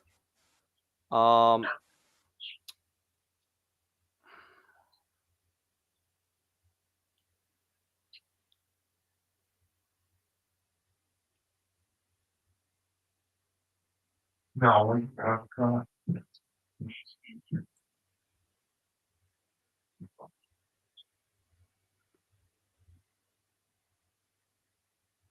Chris needs to get that shit fixed on there. Sitting there fucking live and he keeps dropping out. I fucking tell him, dude, he's dropping out of the chat. Isaac Lee for Lule HF is still on the board. I thought, so, okay. I thought Nathan Quinn was available. I guess he is not. I'm double checking though before I'm double checking to make sure he got. Okay, so Quinn got picked. All right. Norbert got picked. Will Sharp, a defenseman from Canada, is mocked to the Penguins at 83. Let's see, because I think Sharp might be there. He's a defenseman on Team USA. No, he's gone. All right. Carlos Handel, Jeff Leoje. Let's try Bryce Pickford and Leoje. Let's see if anybody is nope. Let's see if Leoje's there. Jet Leoje, the Prince George Cougars left winger. He's a teammate of he's the final player with a third round grade on the Lions. So Jet Leoje, let's find out. That's probably going to be my pick, but Jet Leoje. See what we got here with this guy, because all right, Jet Leoje, he went from 10 points, 5'11", 177.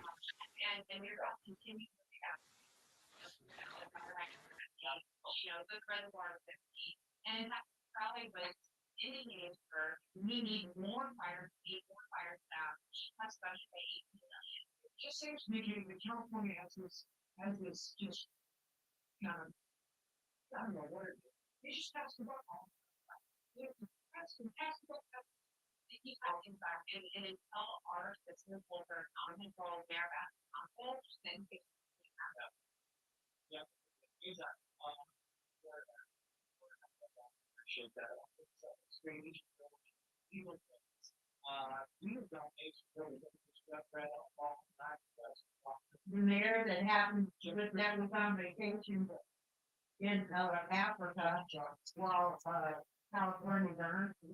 LA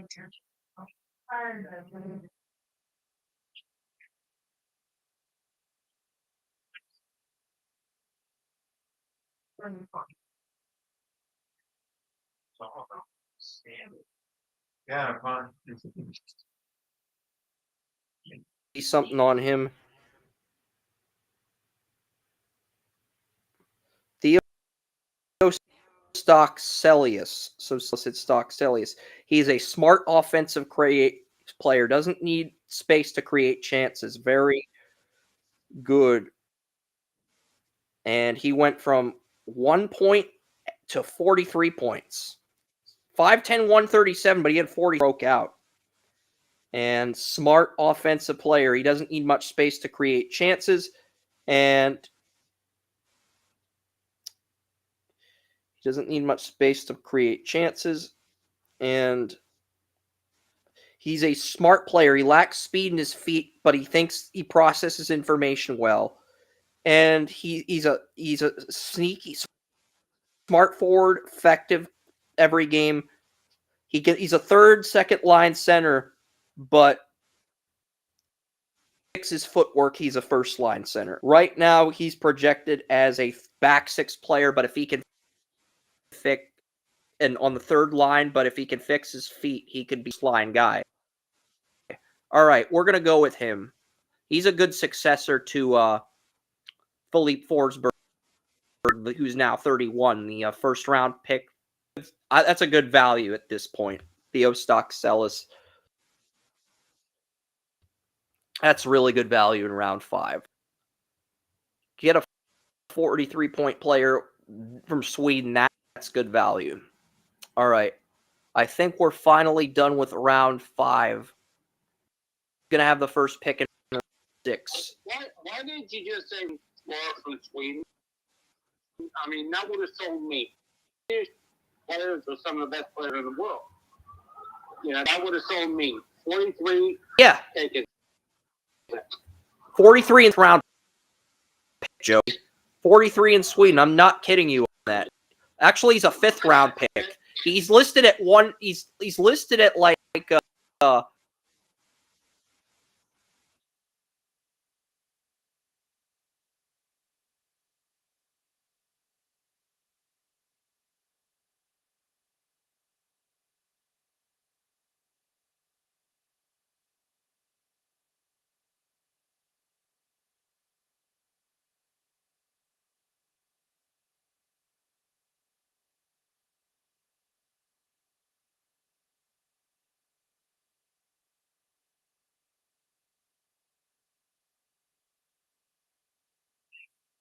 failed his residents.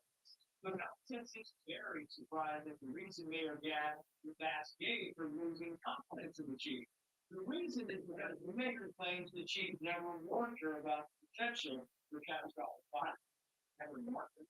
Did the mayor need another warning? Did she need a tutorial on the potential effects of severe Santa Ana winds? Because the weather service, news station, newspaper, even freeway signs rang the alarm about extremely dangerous conditions day before Mayor Bath went to act. The same weather service and then same news outlets reporting on January 3rd, a day before the mayor went to Africa. And to add insult to catastrophe, the mayor's office hosted its own alert before the fire started. It seems unbelievable that the mayor didn't believe her own people, didn't believe the experts, did not believe the forecast. Now, common sense does not believe it's the mayor. She is something true because in politics, honesty is now required.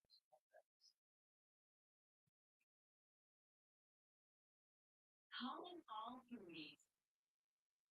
Let's dine together to revisit Denver Restaurant Week, March 7th to the 16th. On every corner of our city, our culinary favorites and really flavor.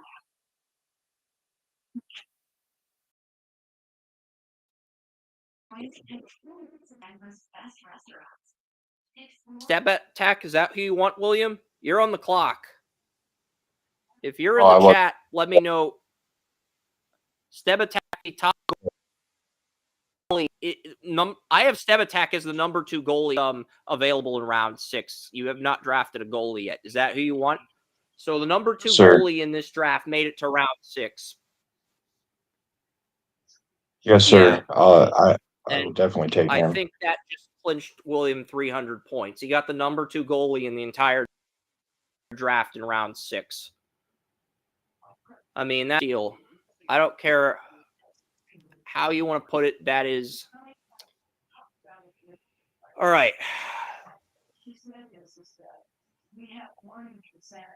All right. I think I still have a pick left. Okay. I've got 164 and you've got 172. Do you want Donald Hickey? There's a player in this year's NHL draft named Donald Hickey. His last name is Hickey. Do you want a Hickey on your team? Well, I'm glad you made the joke, so I didn't, because you would have said that was right up my alley if I did. But I'm going to try to be serious about being my last pick and your last pick. Well, there's 7 rounds. There's 7 rounds. There's not 6 rounds. There's 7 rounds. So your pick's before mine, correct? yes, in round 6. That is correct. Then go with your pick because I've got IDs on my.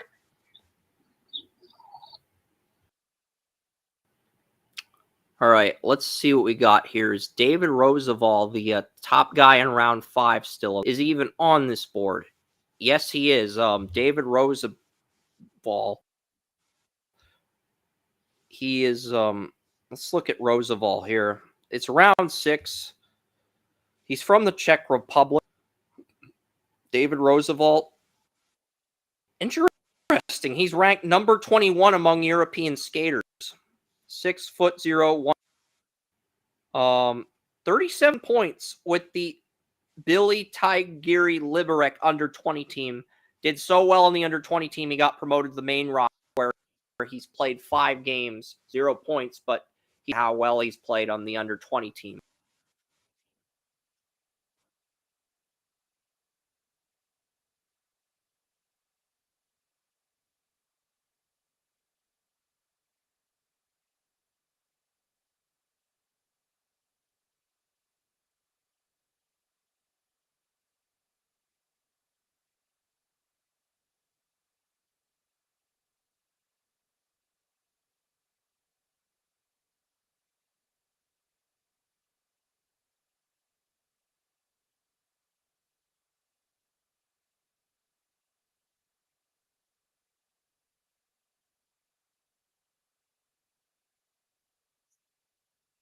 Yes,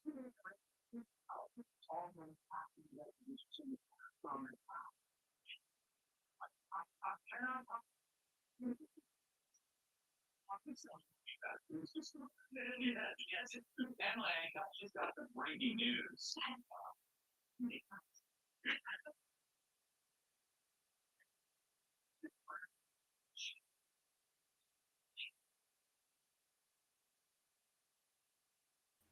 I made a mental note. That's a player that might be a riser. If I can find him, I will let you know. But there is a player like that in terms of criteria in this draft. There's a player from Norway still on the board, Jorgen Nyhus Meyer. What position is he for? He's a center. Okay, I'll take it. All right. Norway always has good centers and so. All right. Let's see what we got here.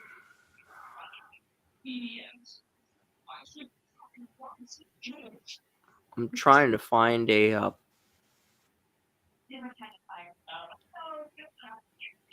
Let's take a look at Nathan Maloney from the AJHL. He's listed here as a 6th round pick. 6'1", 174. 13 goals, 34 points, 38 games. Projected to have 40 points at the end. And he is 6'1", He's 18. He's born September 16th. He's a Virgo like Mahomes. Oren, let's take him. Screw it. Nathan Maloney, Predator. It's round 6. Maloney's appealing. I mean, I'm not saying he'll pan out, but he's appealing enough to where I'll gamble on him in round 6, regardless of where he's listed in the mock drafts. I mean, go ahead. I mean, you probably would have taken him if I didn't. So, round 7, William is up. Oh, no. Aiden Lane of the Green Bay Gamblers. I mean, that is a fun team. I'm going to look that name up because the Green Bay Gamblers, they have a cool logo. I'm going to look him up. He played for the New England Wolves in Boston, and then he went to the Green Bay Gamblers, and then he went to the Brampton Steelheads in the OHL. So he went from Boston to the USHL to the OHL. He's ranked 114th on NHL Central Scouting. Draft Prospects Hockey has him at number 57. And he went from... he was the captain of St. Andrews College last year, 21 points in 14 games. On the main team, he had 62 and 44 points on the St. Andrews under 18 team. He played 2 games with the Green Bay Gamblers, and he had 5 points in 6 games with the Brampton Steelheads. He is going to Harvard next fall. So Aiden Lane of the Green Bay Gamblers, he's going to be going to Harvard. You can let him get his degree and develop more as a hockey player at Harvard. And then if he sucks at Harvard, you can let him walk. And if he dominates at Harvard, you can sign him to an entry-level contract when he graduates. Yeah. I got to tell you that. Joe, you don't. Because, I mean, it's a hard. Yeah, no, I'll definitely take him.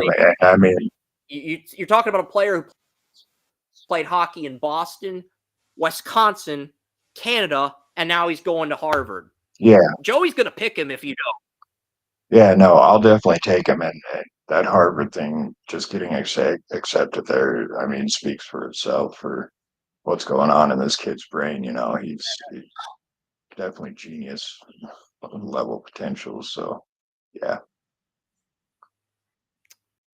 Yeah, Vic is a goalie from Russia. He's still on the board.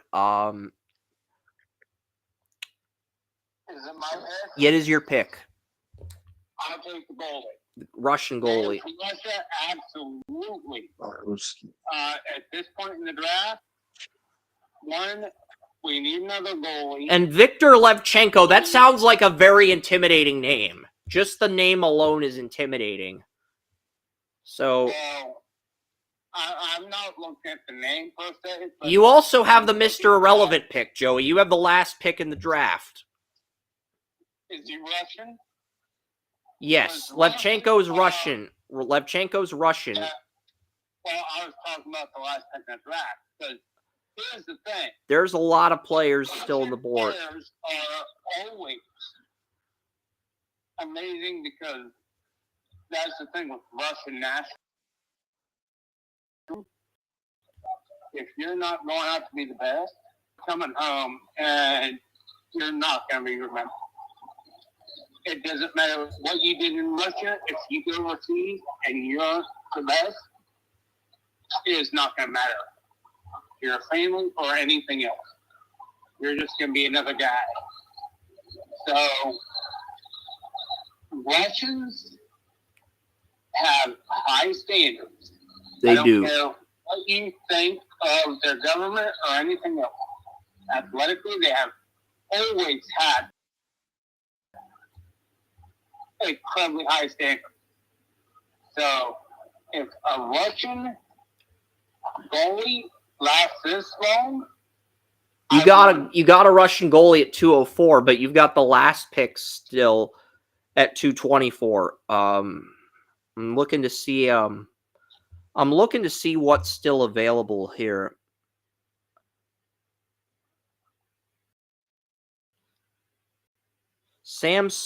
Yes, that's a guy. It's not Spear. I thought it was Spear. If the last Spihar, though, plays both left wing and right wing in terms of his versatility on the Sioux Falls Stampede. 5'8", 179. Yeah, that's a no. 43. Here's the thing.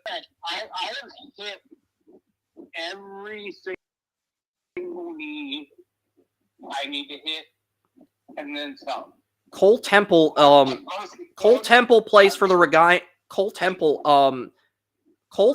has 39 points in the WHL. I'm just looking. I'm trying to find a gem. Here's the thing.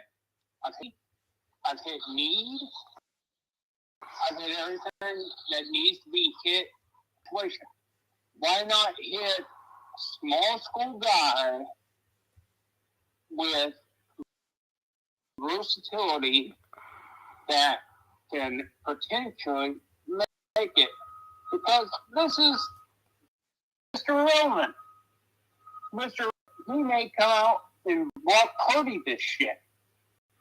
Okay. So, take a chance on it, and if it's got the potential, hit it. Yeah, it is the last pick. I'm looking at Cooper Simpson. This is a high school hockey player that ended up on the Team USA USHL team. 73 points. Holy crap. 45 goals, 28 assists, 73 points at Shock. He got cut from the Tri-City Storm, but he ended up improving from 54 to 73 points with Shakopee High School in Minnesota, and he's going to North Dakota this fall. You could develop him. So there's a player with 76 points that fell to Mr. Irrelevant, Cooper Simpson. I would imagine that's the pick now. I didn't think there'd be a player with that many points at Mr. Irrelevant. So are you changing your pick to Simpson now? Cooper Simpson, 70. He had I am confident in my pick here. Okay. Forgot who. I didn't lock in the pick. I will. Shit, that's my fault. That's my fault. So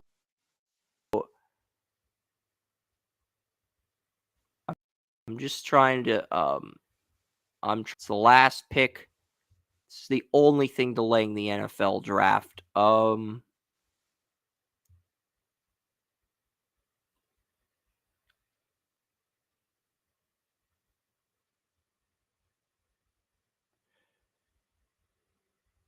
What was it? Was it Sork? Was it Brock Souch, the Brooks Bandits, the small school guy? Was it Souch or was it It might have been Souch. I don't remember. It might have been Souch, Brooks Bandits player, but I'm checking.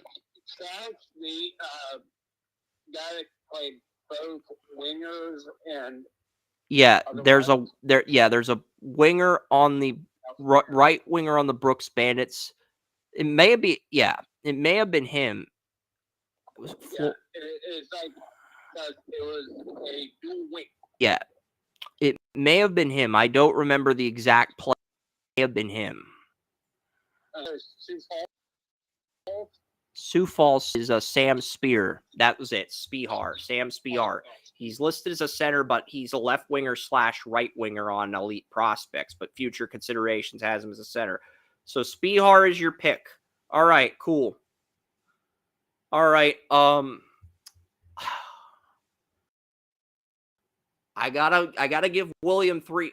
If I'm grading this, it's hard to say.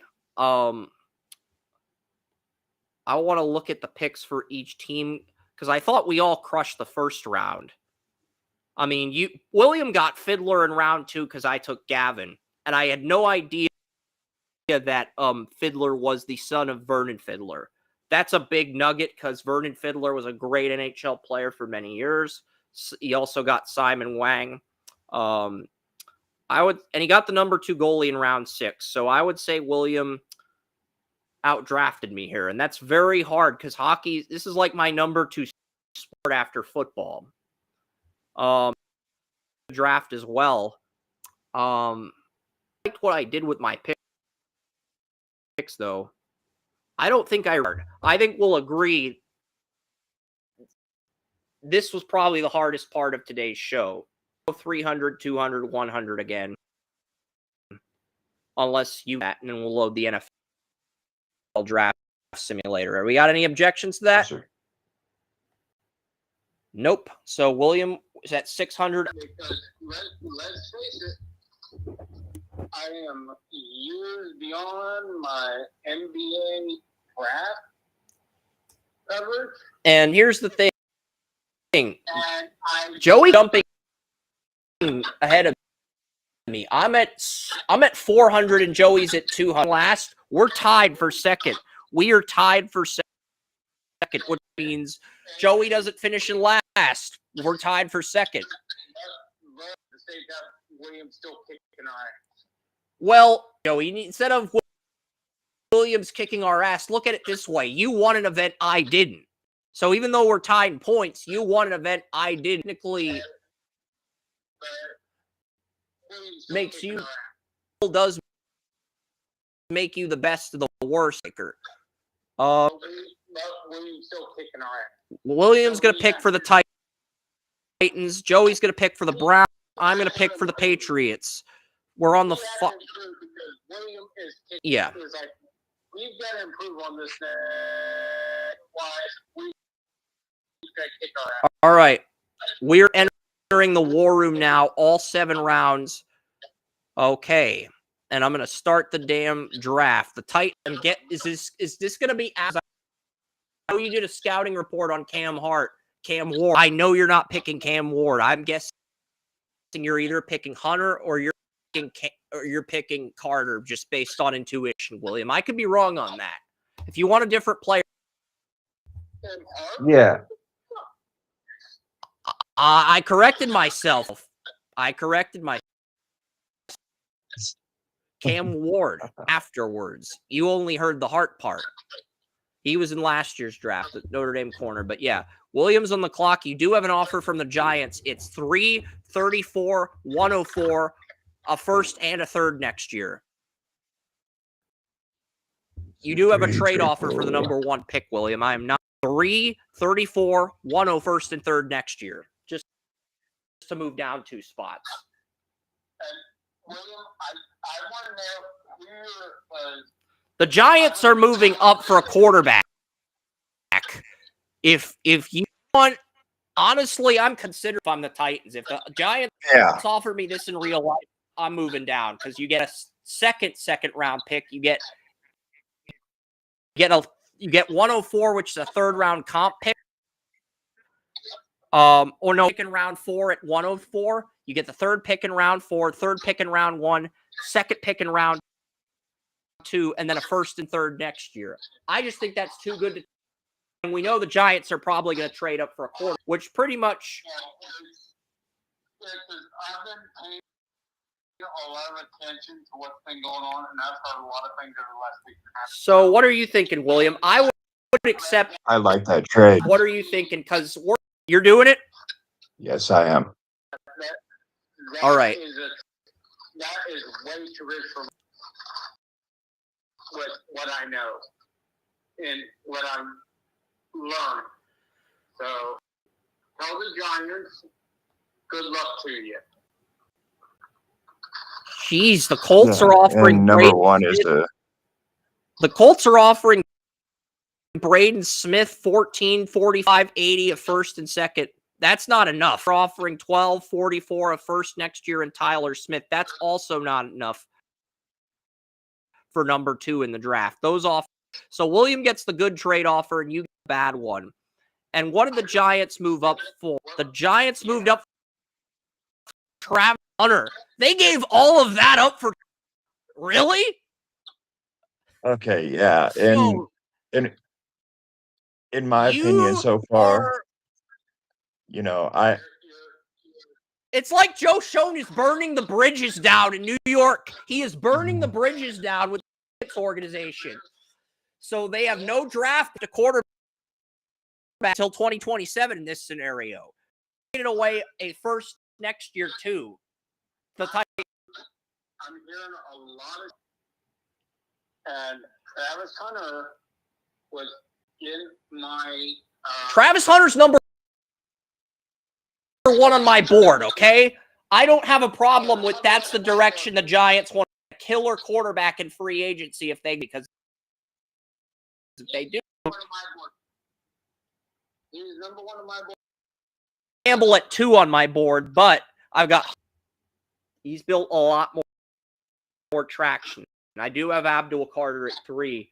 So whoever you pick, Joey, you can take a core player on the board. I'm good either way.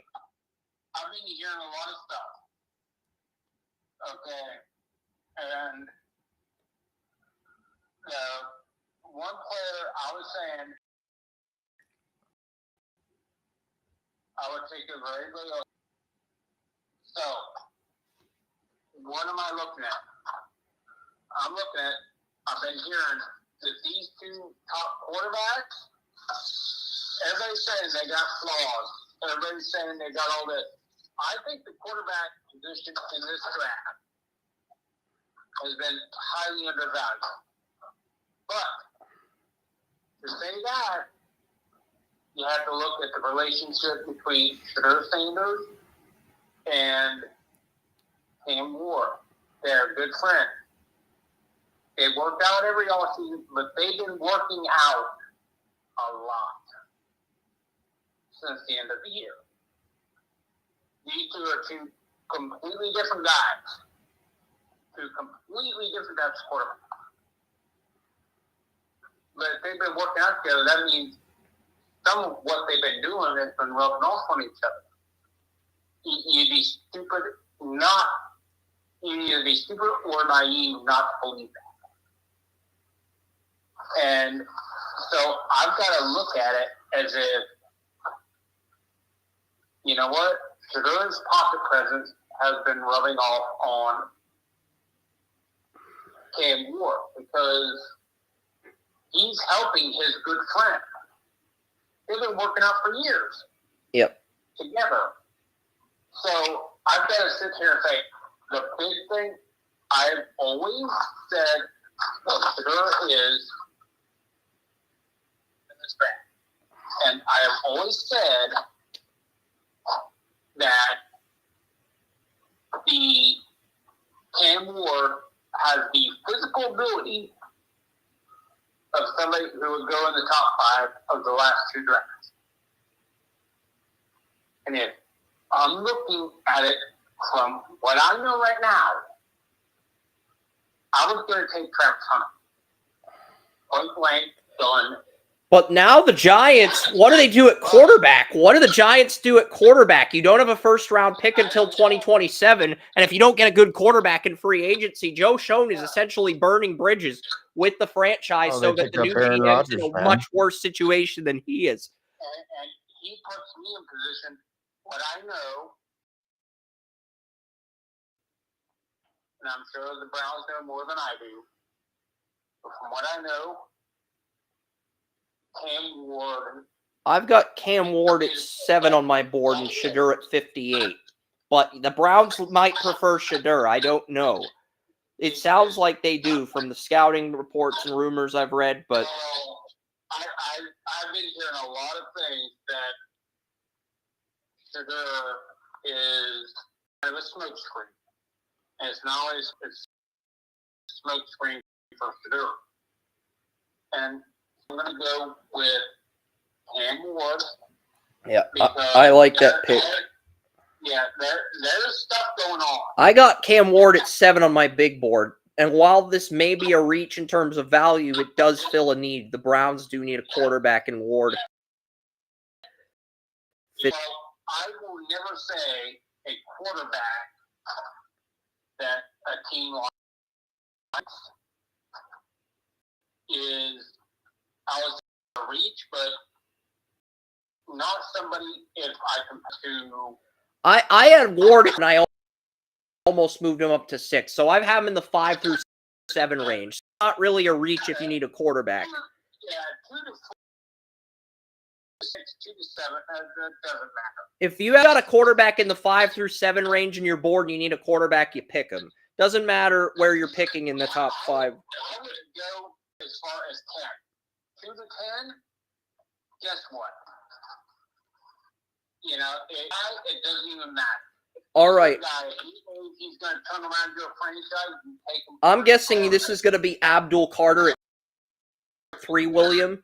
You do have some trade offers, but they suck. I looked at them. I can reopen them if you'd like, but they suck. I would not take any of them. I'm definitely not going to trade down. And I'll tell you one thing, you know, if I thought,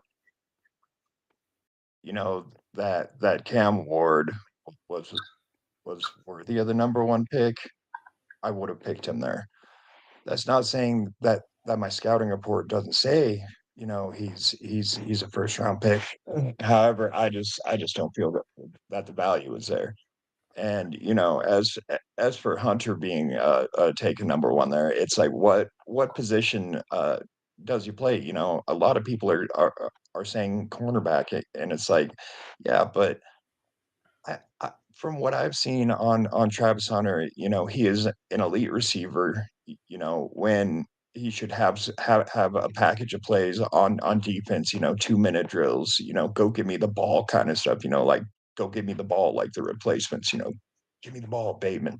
You know, I'm guessing kind the of thing. Abdul Carter and William, I've got to ask you based on that suggestion, where. So you're saying Abdul Carter is more of a receiver than a corner, or more? he's talking about Hunter, not Carter. Yeah, I said Hunter, didn't I? No, you said Carter.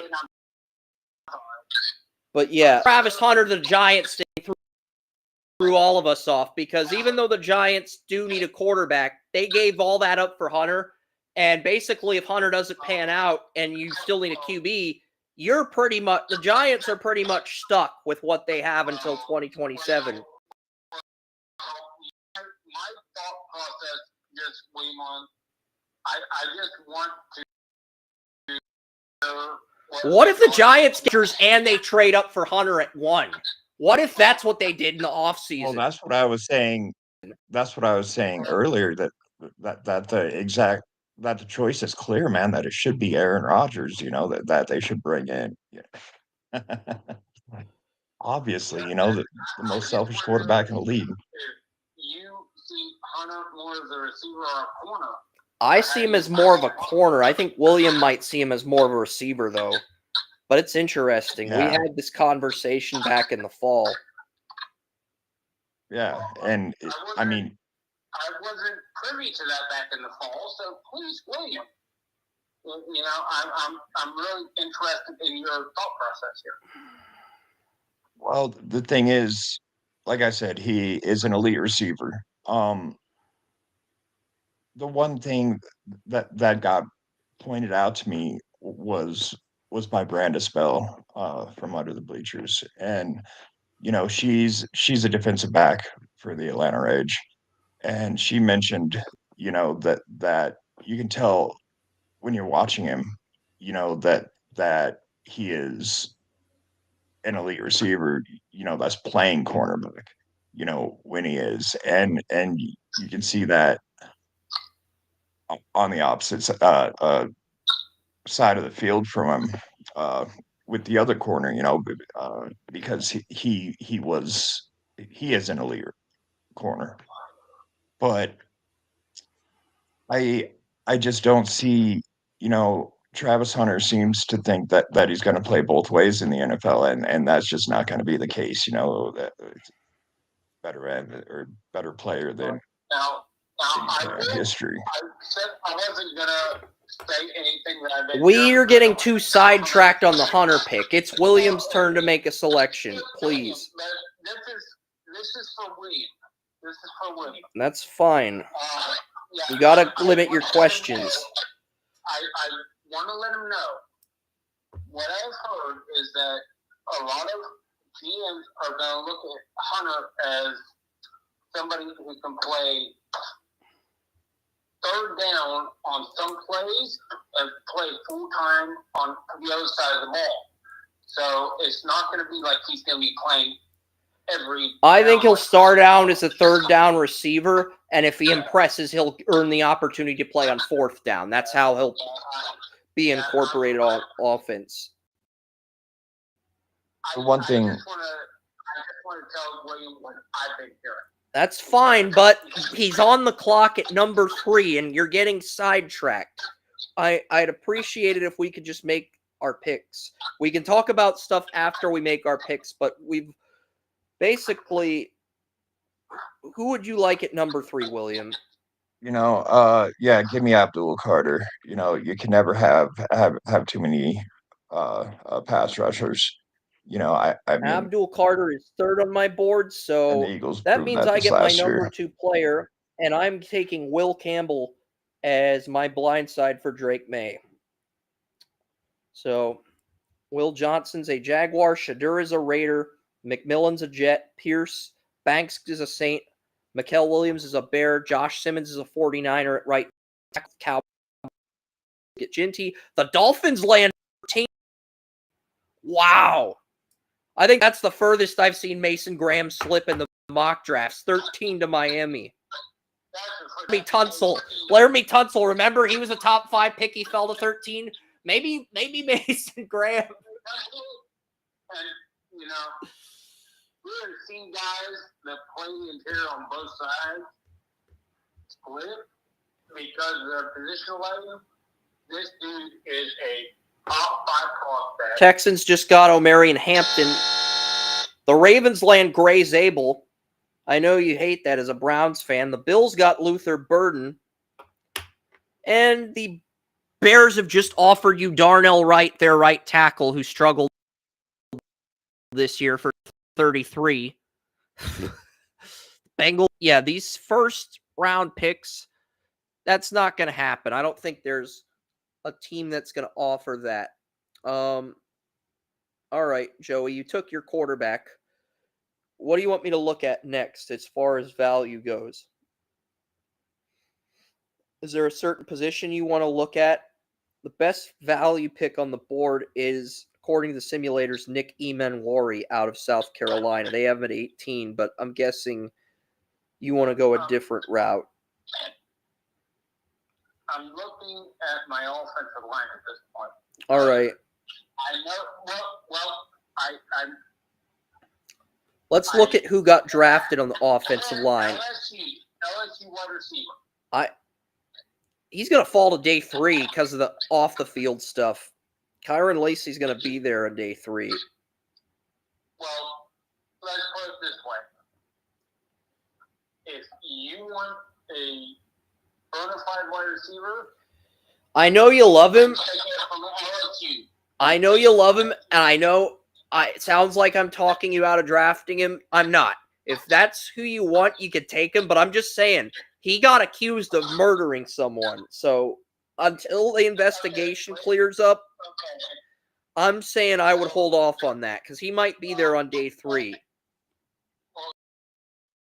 the thing. The investigation, if it's ongoing, Yeah. you know, we don't know, and we're just looking at what This might be a Lael Collins situation that we're looking at. Remember, he was accused of domestic violence on the day of the draft. He went from being a first-round guy to being undrafted. So, I'm just saying. So we don't know right now. And in this scenario, we're just talking about what we know. Yep. Accusations are one thing. If All right. Proof, we don't know. So Okay. I'm gonna go with Link. Wyatt Milam got picked, so Wyatt Milam was the 3rd tackle off the board after Banks and Will Campbell. Wyatt Milam went to the Cardinals at 16. Connerly went to the Steelers at 21. Josh Simmons went to the 49ers, so 5 tackles in the top 21. Membow went to the Packers at 23. Gray Zabel went to the Ravens, so that's 6 offensive tackles, and Cameron Williams went to the Lions. Oh, you're gonna love this, Joey. The Chiefs got Tyler Warren as their Travis Kelce successor. Tyler Warren is a Chief in this draft. Did the words Tyler Warren is a Chief piss you off? Did that sentence annoy you to a degree? It doesn't piss me off because I think I have always thought Gray is a Pro Bowler that is just behind him. But you got Gray and Warren now. I think Gray's ceiling is higher than Warren's. I do agree. I'm not. That means I'm not picked off. But in this case, I would say hats off to Andy Reid. Hats off to Brett Veach, the GM. He got number 1 tight end at 31. He is the GM, but you know who's pulling the trigger. You know Andy Reid's the genius.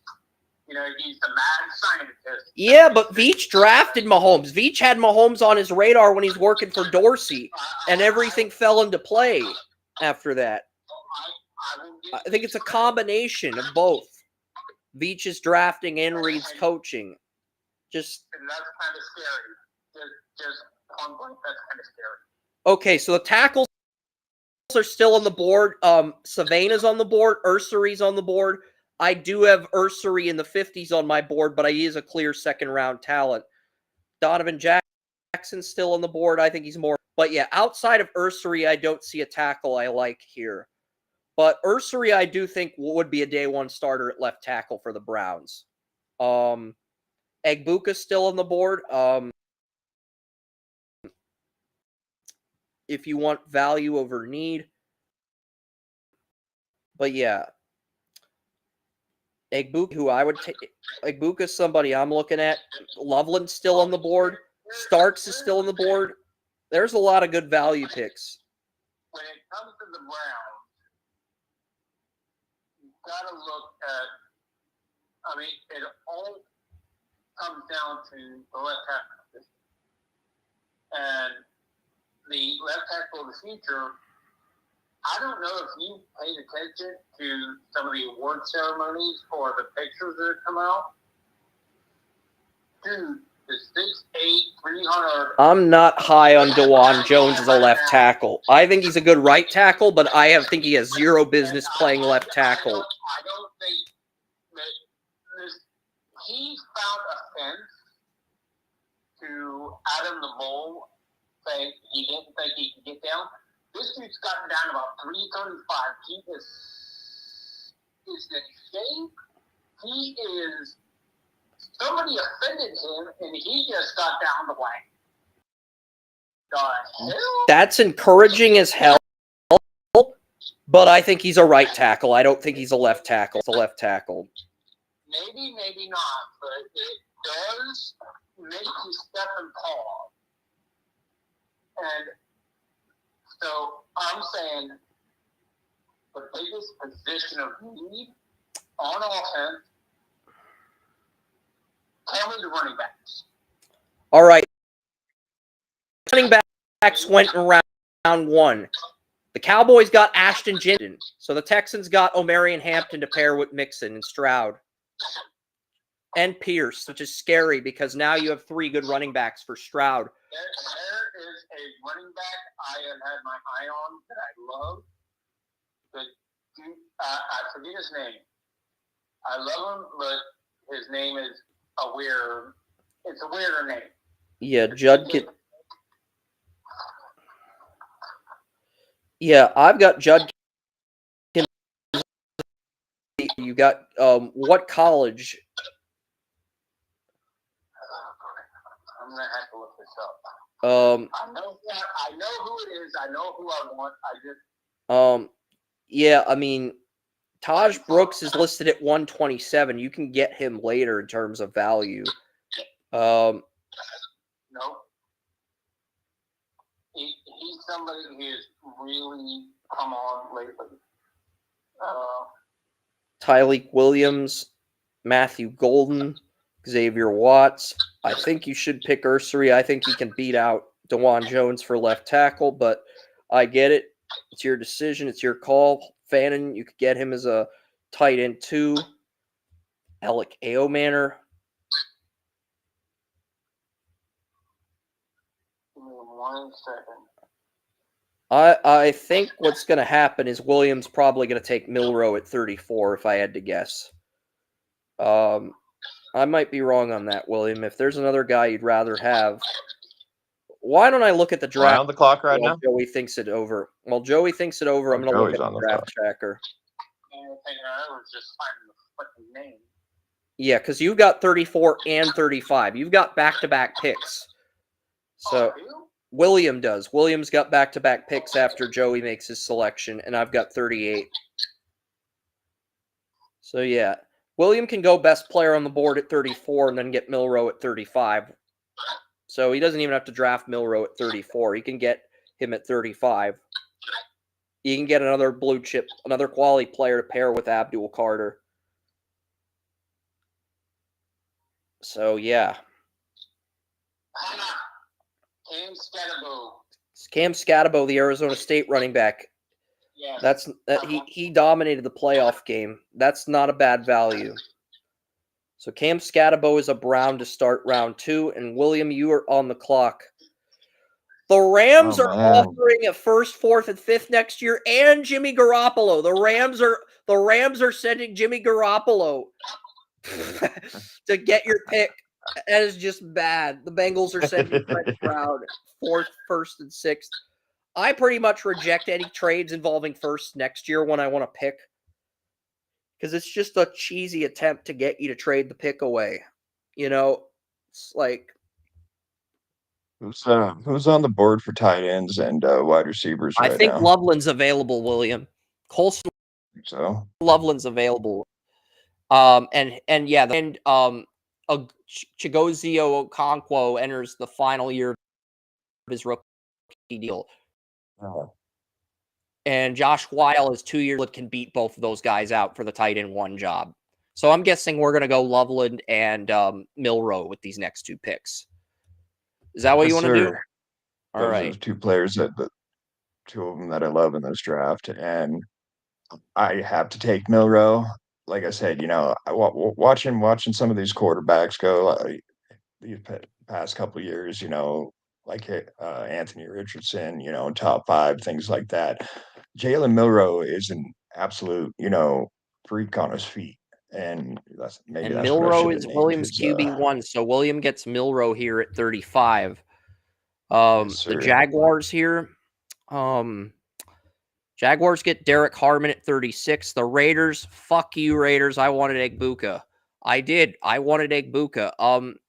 So the Bears are offering me 39 and a 3rd next year for my pick at 38. Honestly, that's really good value. I only have to move down a spot. Let's look at my board because I had Egbuka at I had Egbuka at, so let's see. I had Xavier Watts as the number 1 player on my board. 2 good safeties. You know what? Should we do this? Yeah, we're going to trade down with the Bears. Bears get Nick Eamon-Worry. That's not a player I was considering. I have,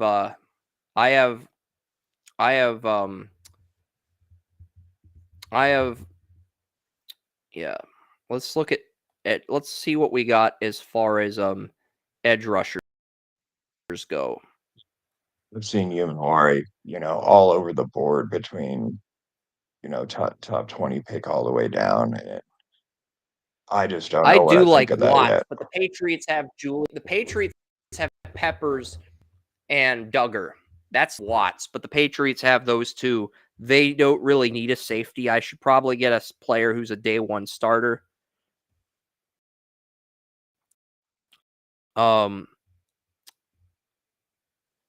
So my board is different than the consensus.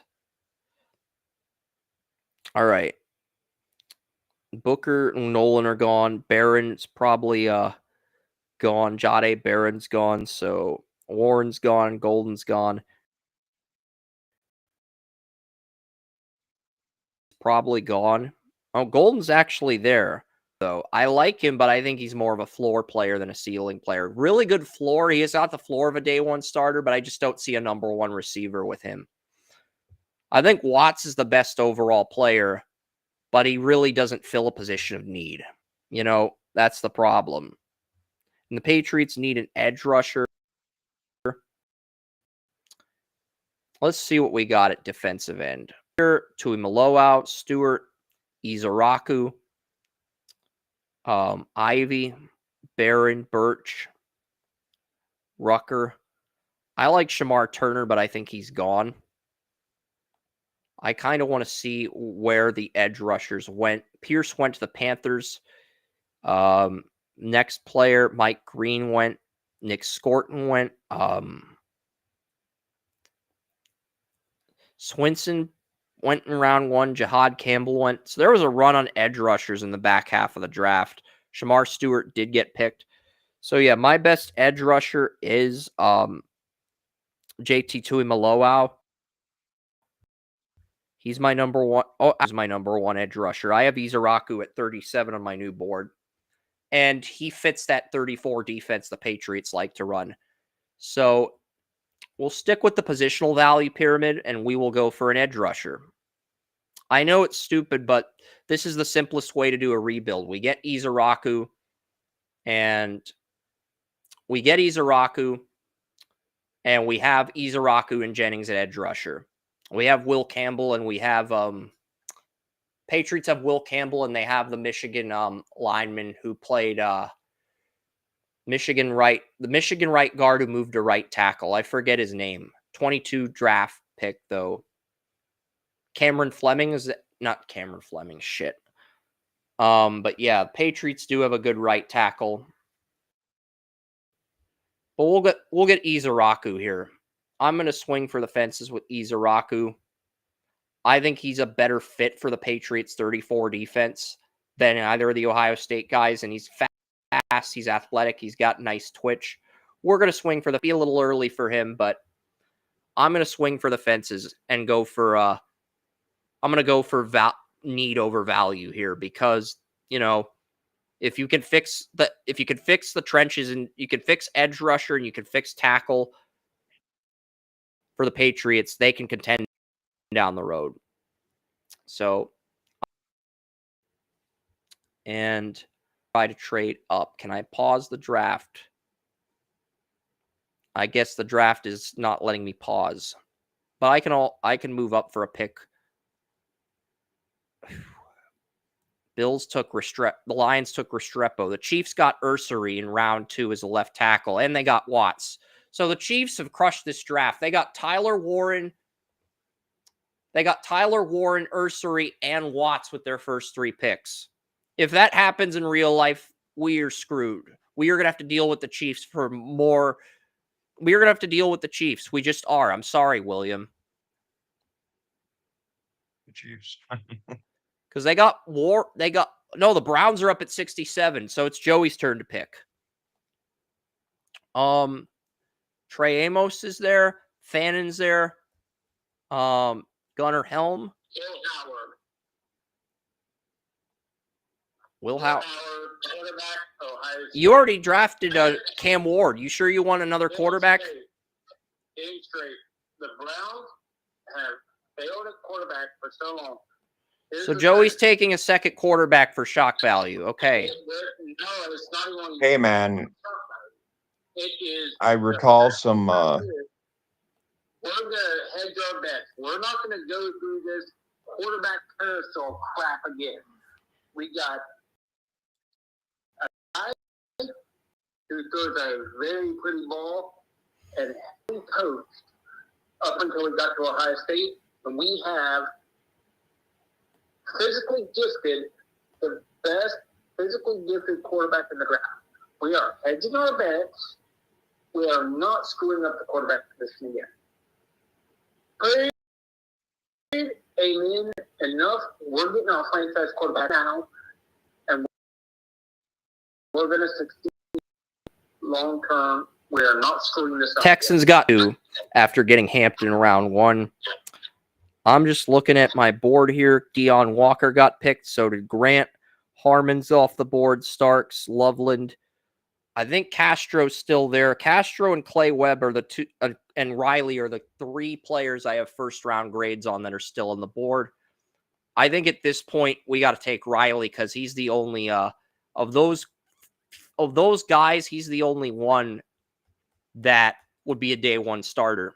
Quincy Riley would be a day 1 starter next to Christian Gonzalez and Marcus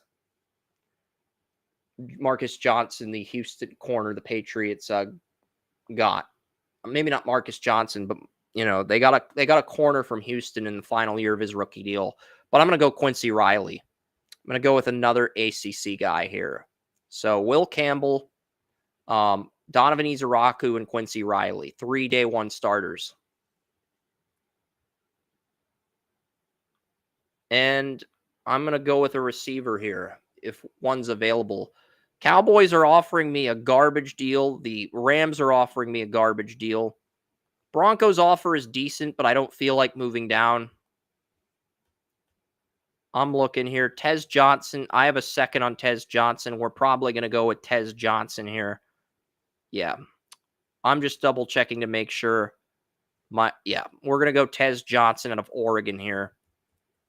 We'll get Tez. We'll pair him with Polk. He will push Polk and he will also push Polk and Baker for playing time right out of the gate. So we are going to get him. I'm focusing on the core positions of the NFL positional value pyramid with the Patriots to get players to build around May. I know it sounds stupid, but I feel like that's the best way to complete this rebuild and have this team ready to contend for years to come. Because the Patriots are strong at certain positions like safety and defensive line. And the Browns are back on the clock at 93. You got offered 100 and a 4th next year from the Rams. The Rams have offered 100 and a 4th next year. Do you want to do that or you want to pick here? Because that's fair. I honestly think that's a good deal. You got to at least consider it. And I considered it, but I'm not going to do it. All right. I just asked you to consider it. You're not going to do it. I'm prepared to. You're good. You're good. Look at that. Judkins might. As a Browns general manager, and you're talking, it's like you said, we got a quarterback. You question Eddie Lacy because he was accused of murder. Well, if you're accused of murder, Kyron- why haven't you been charged? Kyron Lacey's still on the board, and so is Torrey Horton. They both have not been picked yet. So you could trade down and get one of them.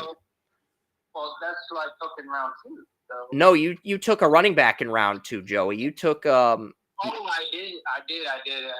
Thank you. I don't think you meant to take a running back, but you ended up picking Scatibo. I had the 2 guys in mind. So I had those guys in mind. So give me Lacey, because let's face it.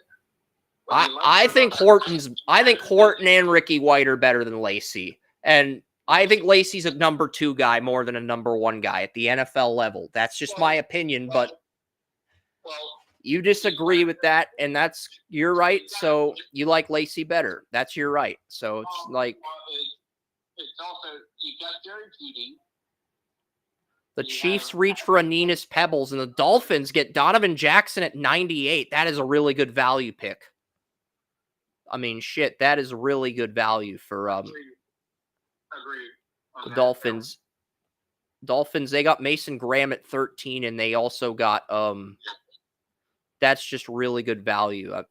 We're not trying to simp for the Dolphins. It's just Mason Graham at 13 and Donovan Jackson at 98. Those are both really good value picks. No, we're not. Just you are. You're just using this as a golden opportunity to roast me because you may not get that many again. But yeah, we got a William Joey sandwich of draft picks. Actually, I'm involved in the sandwich too because I've got pick 105.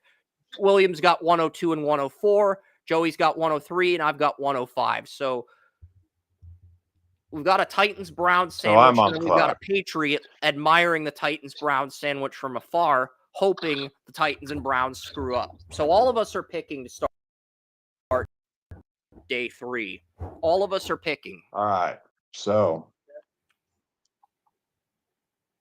Judkins is available in day 3. He's my running back too. He's a running back. Hairston's also there. Sebastian Castro is there. Yeah, the Titans do need a safety, and I'm also looking at him as a backup at this point. Not because I need a backup safety, but the value is just too great to ignore at this point in the 4th round. You know, who's on the board still for tight ends?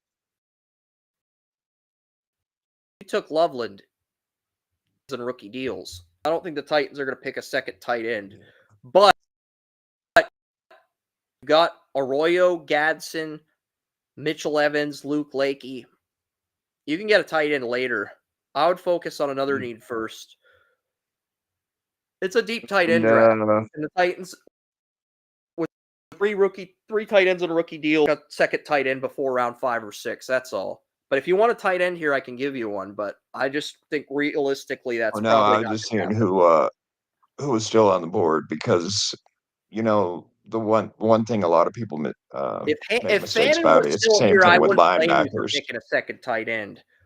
That's kind of who I was after because Fannin I see as a supersized receiver, and Colson Loveland can play inside or outside. He's a true wide tight end. Jay Higgins out of Iowa kind of still there. I do have a late third on Higgins. You could pick Higgins as a 34 middle linebacker here in round 4. That would be a good pick. Remember, you have pick Joey as a pick, and then you have another pick. All right. Who's on for defensive backs? Maxwell Hairston, Kentucky. I have a second on him. Castro, I've got a late first on him. Give me Castro. Yeah, good pick because I was going to take him. I know I've got Duggar and Jabril Peppers, but Castro slid to my pick. I was going to pick him. Yeah. I was. So.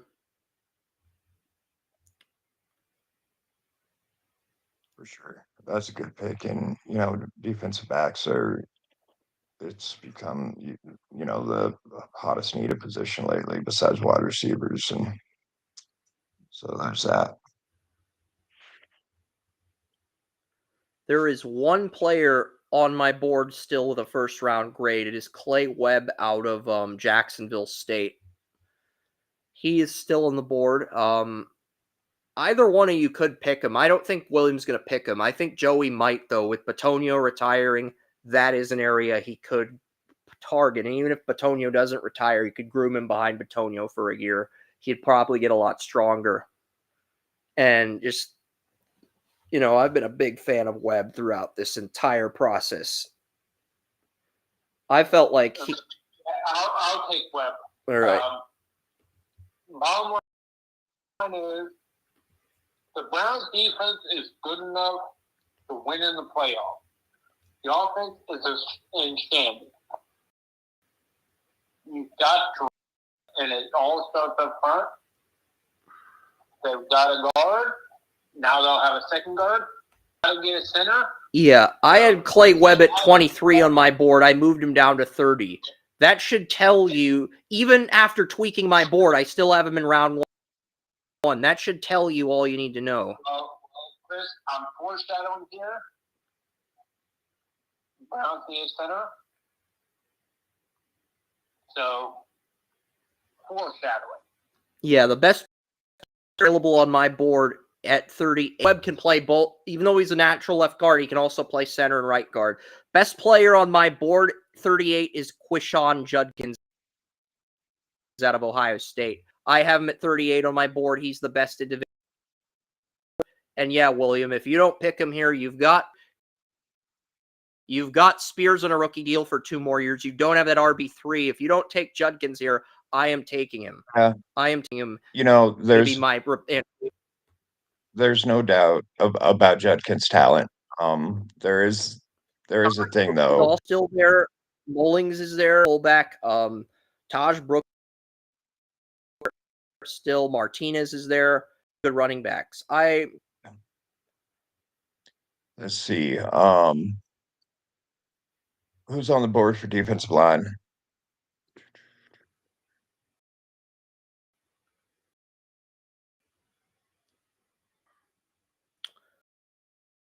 Phillips, Farmer, Joshua Turner, Jarius Alexander.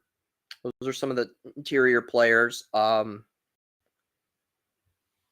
Rucker, Cross, Stackhouse, Cam Jackson, Ty Hamilton. How about linebacker? I think Jay Higgins is there. I moved Jay Higgins into the late third.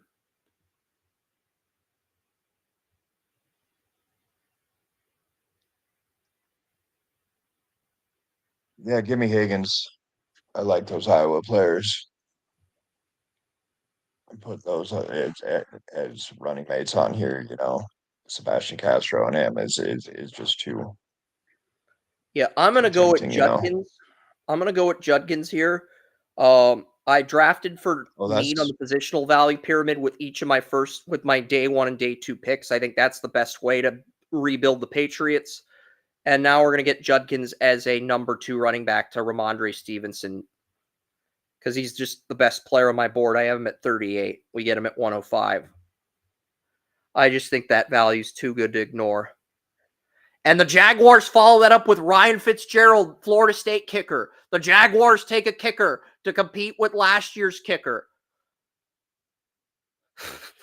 The Jets get Maxwell Hairston. The Saints get Rucker.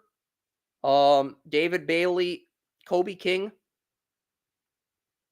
Lampkin, O'Donnell Fortune is a Colt, Savion Williams, Howard Cross is a Bengal. I like that fit in the 4th round. Who's picking here? Is this the pick? I don't even know. It's the Titans. Williams back on the clock. 119. 119. Who's on the board at wide receiver? Torrey Horton's still on the board. He never got picked. So I'm not as high on Noel and Felton. They're there though. Horton's still there. I think he could be a wide receiver 1. That's really good value. What pick are we on? Oh, we're at 119. Yeah. You got 119 in a trade. I don't know how, but you got 119. Oh, probably. Give me Show me who's on for the tight ends. I'm going to take a tight end before the end of the draft. I'll tell you that. I'm just trying to decide which one, which All right. value. Like I said before, the flex position. You know, You've got a true 3 tight Y. ends on rookie deals. The only guy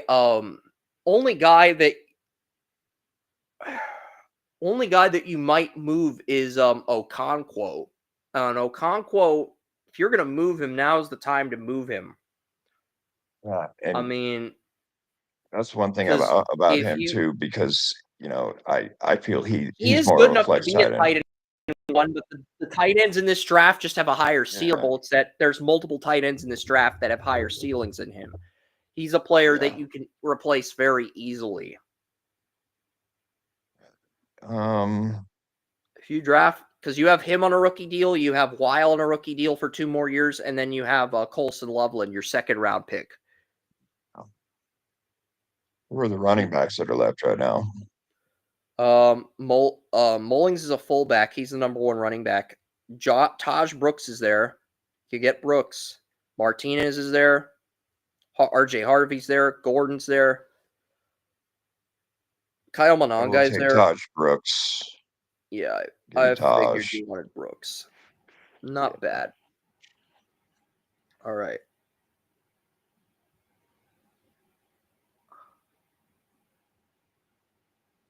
I mean, that dude's just built like a brick shit house. You know, I mean, I think he's Chargers get Terrence Ferguson. It's McLeod.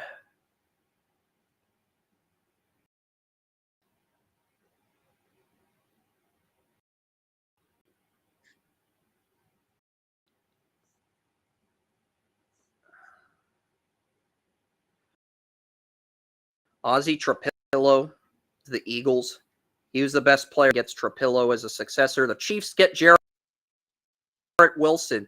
Jarrett Wilson, the same as a backup to Creed Humphrey.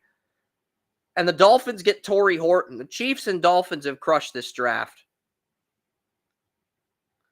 The Giants draft Dylan Gabriel. That is their plan at quarterback. Joe Schoen, his plan at quarterback involves Blaine Gabbert and Dylan Gabriel. It's not very encouraging to hear if you're a Giants fan. But yes, no, not Jamar at all, Muhammad man. to the Panthers in round 5. That's a great value pick. I had a second on Muhammad. You're up, William. Oh, I'm up again. Yep, round 5. Emory Jones is there if you want to right tackle to complement Latham. Emory Jones out of LSU, he's there. This is about. I still have Emory Jones in my 2nd round, and I have him at 55 though. I had him at 50. I have him at 55. He's now at 128 on the Senior Bowl. Bad Senior Bowl week, but he's there. You could get Curtis Rourke for depth.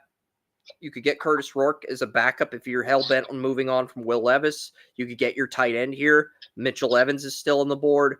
So is Luke Lakey. So is Gadsden. I've got a 3rd on Gadsden. So there's a lot of options. Give me Luke Lachey. What? Luke Lachey. Yeah. That's what I heard. Yeah. Yeah.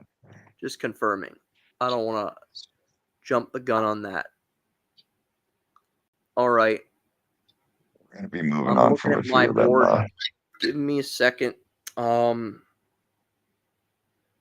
looking here. We've got Hairston Muhammad, Oli Gordon. Yeah, I've got a lot of players. Oli Gordon is my top player on the board at this point in round 5. But, so I've got Oli Gordon at this point as my number 1 player, but I've already drafted a running back. I'm looking here. I'm not going to commit. Oli Gordon is there, but I'm seeing what else we can get. I don't think we need Oli Gordon, but I'm seeing what else is there. To get Emory Jones, get let's see. Actually, well, I don't.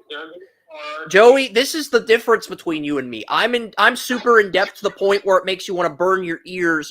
you're like a casual fan at this point, whereas I want to look at everything and I'm looking at when it comes to NFL, when it comes to NHL draft, you are correct. NHL draft, you are correct. NFL draft, I'm saying, if you got a super rich draft and you got guys that can be stars or superstars, you take them if they drop around 4 or 5. yeah, I've got Ole Gordon at 50 on my board, but he's there in round 5. I've got Emory Jones at 55 on my board. He's there in round 5. I'm leaning Emory Jones because the Patriots' offensive line is just so terrible. I'm leaning Jones because potential, so that would be a good pick. I'm just saying, do not limit yourself because this is my right here. If you see superstar potential, whether it's offensive tackle or whatever, round 4 through 7, don't hesitate to pull the trigger. As a general manager, do not hesitate to pull the trigger. Because if you do, you're probably going to end up getting burned. yeah, because I'm looking at Gordon, who's number 50 on my big board, and I'm looking at Emory Jones. Because I already drafted Judkins to complement Ramondre Stevenson, and this is weird. This has Gibson ahead of Stevenson on the depth chart. That is not correct. Gibson's a UFA. They're not bringing him back. And right now, the third-string running backs are Terrell Jennings and Hasty. Hasty and Jennings are the third-string running backs. If neither of them's coming back, I have nothing to lose by double-dipping at running back if running back's the top player on my board. You know, and you also don't have anything to lose because I believe Right now, DeMontre Jacobs and Verdarian Lowe are listed as the starting tackles. Our lads has Onwenu moving back to right guard. If that's the case, we got to draft Jones. that you've got a very good problem with them. I can either get a third-string running back or I could get a potential starting right tackle if we move. And that third-string Let's- running back could potentially be a first-string running back. So you've got a very good problem on your hands right now. I mean, And it's 50 and 55 at this point. I've got Logan Parr at 51, and I've got Emory Jones at 55. So I'm in a very good spot as far as value goes. You are, and I'm just trying to help you. And I'm kind of your scout right now. Yeah. You know, Logan Parr simulator, so he may have already been picked. No, right. I'm going to go with the tackle. It's a deep running back draft. There's not as many good tackles as there are running backs. I'm going to go with Emory Jones. I'm a huge fan of Emory Jones. I have no problem with that. I just want you to remember, hey. I think we can get Ole Gordon later. I don't think we can get Emory Jones with our next pick. Unless you take him and double up at running back, which is a possibility now. Well, I think Nick Chubb's going to resign. Yeah, that's true. The Bucks get Gadsden. The Chargers get Jake Majors. Vikings get Lathan Ransom. Lathan Ransom's a Viking. Darius Alexander's a Steeler. The Commanders are offering a 6th-round pick, 207, and a 5th next year to move to your spot. The Bills are offering the first pick in round 6 and 2 7ths. Falcons are offering a 5th and 7th next year and 244. And the Chiefs are offering Mr. Irrelevant or their last pick and a 5th and 7th next year. Yeah, you're not taking any of those. You're picking here. I know you're picking here. What?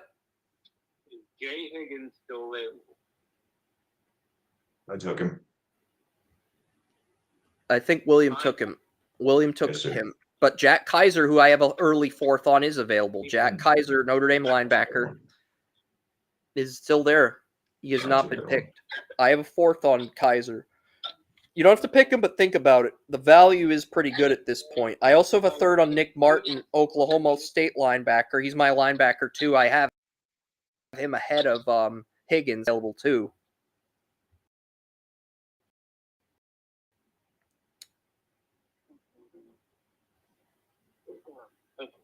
And this is a tough decision. Think it over, man. Yeah, because I had a very clear decision there, and William foiled me. My thought process is a little bit simpler. For the first the first 2 days of the draft, let's focus on getting a player on the positional value pyramid. Left tackle, wide receiver, corner, edge rusher. Let's just focus on those positions. And then for day 3, we'll go for best value. Find bench players that could potentially blossom into starters with my day 3 picks. Guys who have starter potential but have to compete for it. And that's basically, I got Judkins as my RB2 to Stevenson, and I ended up getting Emory Jones. I could have took Gordon, but I felt like right tackle and fixing that offensive line was a bigger priority for me. And now Will Campbell and Emory Jones are reunited on the Patriots too, Joey. So they're both teammates on the pros now too. So that chemistry is only going to make the line stronger for Drake May.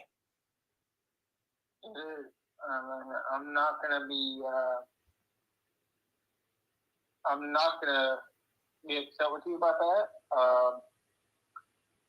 But you know, we're gonna have to look at things.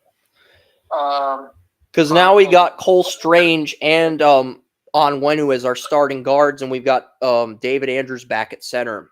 And look at the depth I have. I've got So and Robinson for depth at guard now. So my guard depth's incredible. If everyone's healthy, I've got a really good combo of guards. So I'm gonna have to go with a guy that, if he's still there, that could really work in the JOK position, because let's face it, we don't even know if he's going to play again. And that's Jack Kaiser. Notre Dame. He's still there? yeah, he's there. I advised you to pick Kaiser because I have a 4th on Kaiser. I have Kaiser he's my next best middle linebacker after Nick Martin at 91 and Jay Higgins at 100. Kaiser at 105 is my next best linebacker. I have Higgins at 100. So yeah. Kaiser and Higgins are my 2 Yeah. linebackers at this point. So yeah. I had to figure out the names because Texans got Billy Bowman, who I do have a 2nd round grade on Billy Bowman, but you're back on the clock, William. So Okay, how many picks do I have left? I'll look. Let me look at your board, William. You've got 3 left. 1 in each 3 round. left. All right. Yeah, I screwed up a second ago because I totally forgot that Matt Saluka's coming back to college. I was going to take him with my last pick. Yeah, Saluka is no longer in the simulator, so you're okay. Yeah. With the Lachey pick, I would have grabbed Kyle McCord at that pick. But, Tyler Show is still there if you want him. I'm not as high on him, but he's still there. Brady Cook is there. Brosmer from the Shrine Bowl is there. Graham Mertz is there. I don't think Garrett any Green. guys left on the board can beat out Will Levis, as much as I hate to say that. Yeah, but Levis, I feel, has a lot of work to do. I agree. It'd be if pretty I were hilarious if DJ Ugalele beat him out, but I don't think you're going to pick him. I'm pretty certain you won't. You're probably going to go with Tyler Show, even though these options are just not great. Because I got a 7th on Tyler Show. The rest of these QBs I don't even have getting drafted.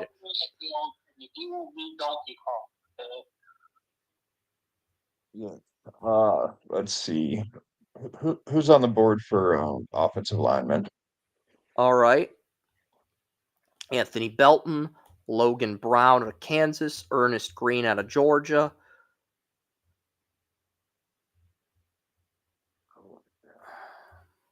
Logan Parr is still available. He's my top player on the board. He's a left guard. He's actually number 2 on my board behind Ole Gordon. So Ole Gordon is my number 1 player, and Logan Parr is my number 2 player. But the Patriots, they're stacked at guard. We have Cole Strange, Sidey So, Onwenu, and Layden Robinson at guard with the addition of Emory Jones. I feel I've been neglecting the trenches, and I should probably definitely take Logan Parr. at Yeah. this, at So I'm this looking point. at Parr as an option for round 6, but now he's no longer in play. I got to go with another player. Yeah, I should learn to keep my mouth shut more often, but I like to be honest with people, even if the truth is brutal sometimes. That's my biggest flaw. Brutal my ass. You're an asshole. I'm an asshole. My advice got you Clay Webb. I'm the asshole. I'm the asshole that's nice. You're the asshole that's just an asshole. Oh, shit. The funny Nick kind of Nash is asshole, available. not the serious kind of asshole. Nick Nash led the country in receptions, receiving yards, and receiving touchdowns. Tyler Show is still available. So I'm guessing it's between those two at this point in round 6, William. Oh, I'm on the board 180. again. Yeah, and then Joey's on deck. Let's see. Give me Garrett Green. I'm kind of intrigued by a few of the highlights I've seen of him. I haven't seen a whole lot, but it's either that. I've Well, got like I 3 said, 7th round picks. I'm not sure if 219, 222, 240. I might just see how the board plays out. I don't need to move up at this point. So, yeah, just take care of Garrett Green. What position's Green, that? quarterback, West Virginia. Garrett Green. Interesting There you pick. go. I think he's one of the underclassmen that declared for the draft. The Browns have offered a Falcons have offered 244 and a 5th next year for your pick. It is good value, but Seahawks have also offered 187 and 236 for 161. So you get 2 more picks this year if you take their offer instead. So these are both good offers. It just depends. Do you want to move the pick? I would not decline these offers. I would minimize. We can look at the board, and if you don't like what's on the board, we can go back. Is that fair, Joey? Because I'm giving you 2 really good options here. Yeah, that's really fair. I'm currently looking at, a couple things. And, it's what you got going fair. Give me your options, and we'll I've got number 1 player on my board is Ole Gordon. I think the other player on my board, there's multiple running backs I have 2nd round grades on. That's why I didn't draft another running back. Kyle Monangai, I was looking at those guys as options if the computer or one of you guys picked a running back. Morrison's gone, Campbell's gone, Burke's gone. Malachi Moore might be there. Devin Neal might be there. I'll double check. Is Malachi Moore still there? I'm double checking right now. No, he's not. Devin Neal might be there. Jonas Sanker, the Virginia safety, is 65 on my board. He's still there. Jonas Sanker, Virginia safety. And this is a revised big board I made a few days ago after the underclassmen came back to college. After updating the underclassmen that were in this board and previously and taking those guys out. So, yeah, he's there. Is Devin Neal there? No.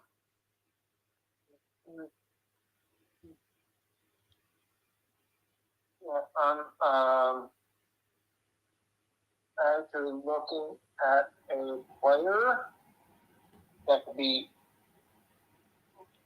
a very good player, maybe a high-end number 2 starter. And let's just play JSU corner Fred Davis. What? Still there? Who? JSU corner Fred Davis from Jacksonville State. I don't even know if he's an option. This is I think Draft Buzz is the best visuals and you can trade players away. But at the same token, the drawback is you get a limited player selection, whereas Mock Draft Database probably has the best player selection because you can pick guys in the 1000s range, and you can post lengthy write-ups. So I would rank Draft Buzz and NFL Mock Draft Database at 1 and 2. I put Fanspeak at 3 because Fanspeak is the only site where if you email them an Excel spreadsheet with your top 300 players, they will post it. They will give you credit for that. And they're the only company that does that. Like if other companies did that, they would lose customers, and that would be very bad for their business. But the other companies want you to use their board and play by their rules. And these web developers, they work hard to put their boards together. So I guess when I give some of those developers shit because I disagree with their rankings, they make me out to be the bad guy, get defensive. And I get it. I'm kind of an asshole for doing that. So, but I want to give my opinions on stuff. It's like, and when you give me a D- for Clay Webb or a C- for Clay Webb in the 3rd round, when I have him at 30 on my board, that hurts my feelings. Can't we find a median? Can't we compromise? You don't have to give me an A grade, but can't we find a median compromise that's amicable for both parties? If we can't do that, that makes me want to reassess my ability to use that simulator in the future, you know? It makes me want to reassess that situation, you know? I'm not saying your simulator's bad. It makes me want to reassess the situation, though. You know? Well, the only reason Fred Davis is not more highly ranked is because he was a Jacksonville State. And he's a top 150 prospect at cornerback.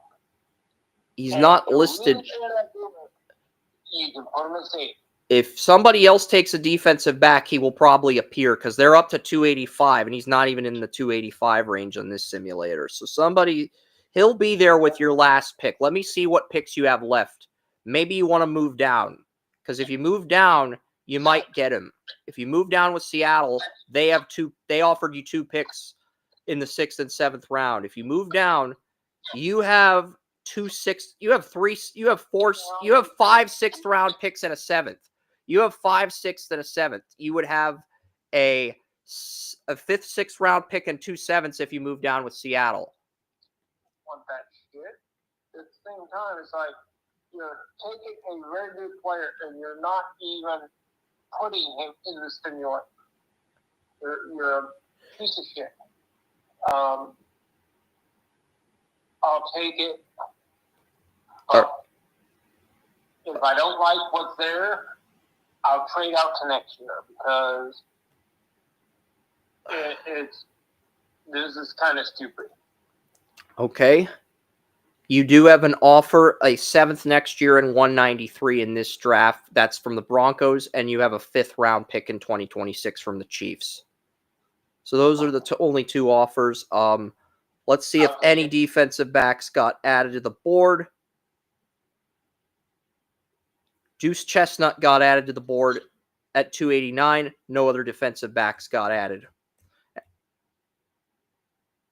That's much bullshit. I'll take whatever deal you got.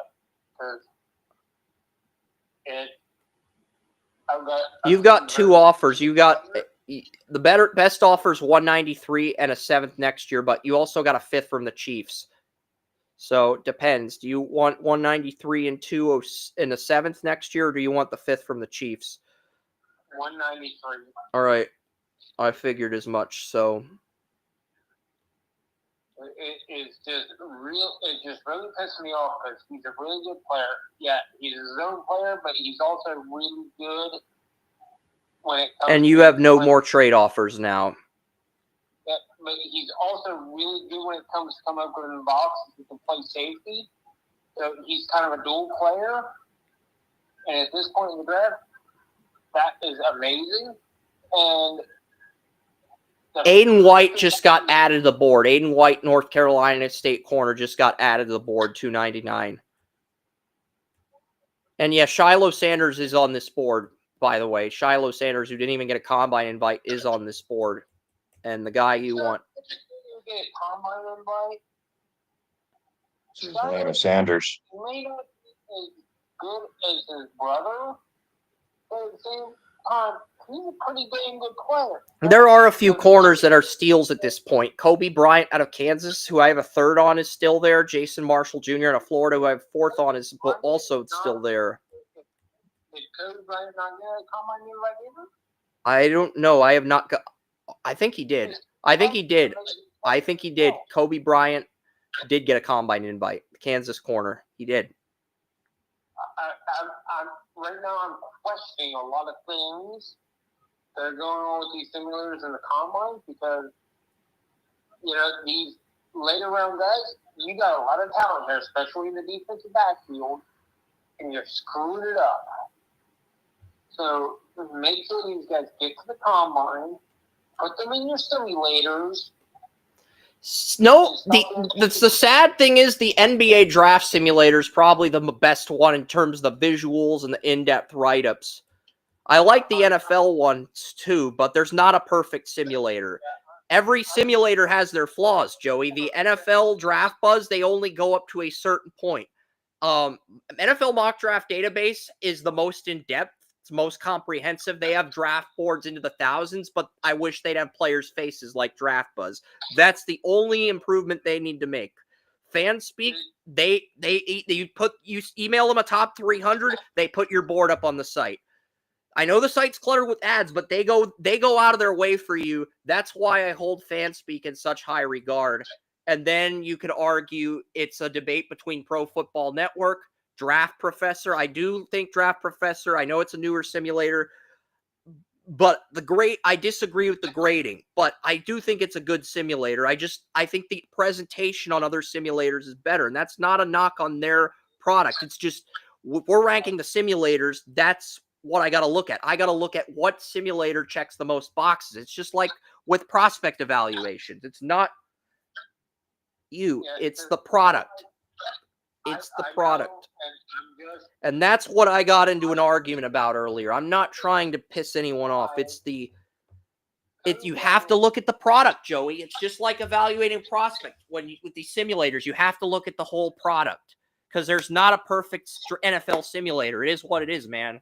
I wish there was a perfect NFL simulator. There's not. This is why I'd love to learn how to make one. Here's the thing. They're not going to teach me shit because if I make one, I'm going to make one for every sport to the point where I'll have an NHL one, I'll have an MLB one, I'll have an MLS one, I'll have a WNBA one. I would have so many simulators, it would not even be funny. I would be running circles around it. I just don't know how to design one. If I knew how to design one, I would make one. And I'd start with the NFL because that's the sport that gets the most clicks. But I am very much one of these guys that will look at it and say, you just screwed up how. And because it's like right now, I named one, you named both of them are fourth round prospects and amount of potential, and guess what? Only one of them is in the simulator.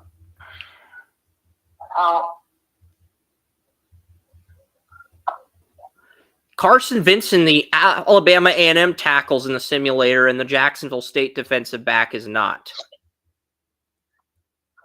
Like bullshit. You want me to look at? I'll look at NFL Mock Draft Database, find out where the corner is after the show.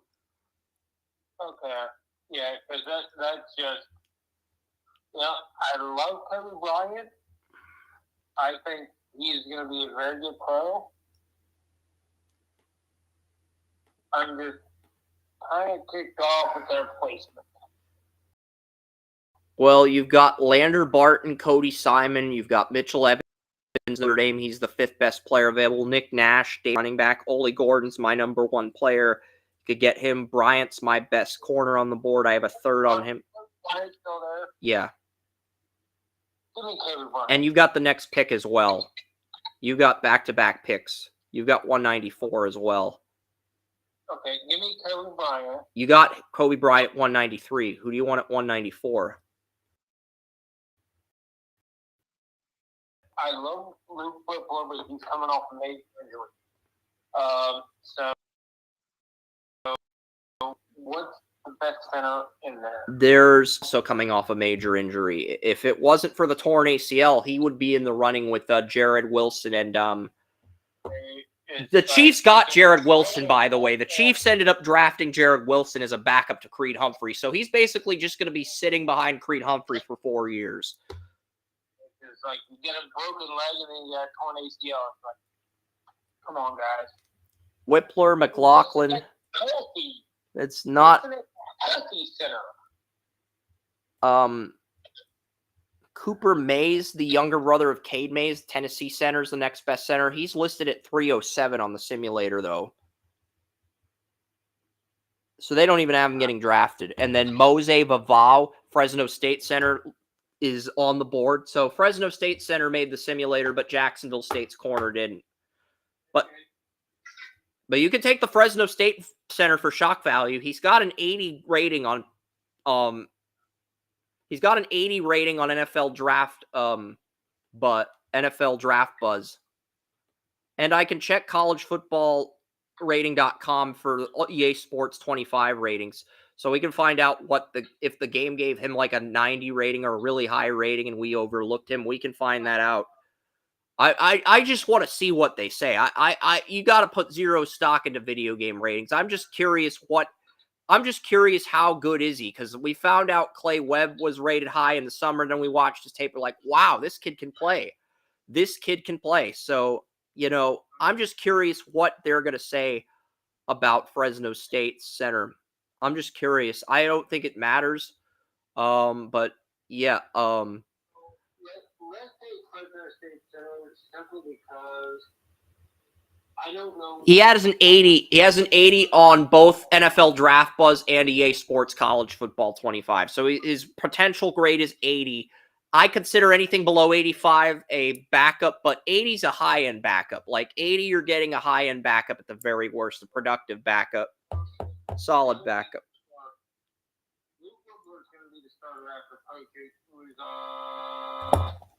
So there's going to be somebody back there that knows the system, knows what's going on. You can either go with Cooper Mays, the younger brother of Cade Mays, or the Fresno State center, Mose Vavao.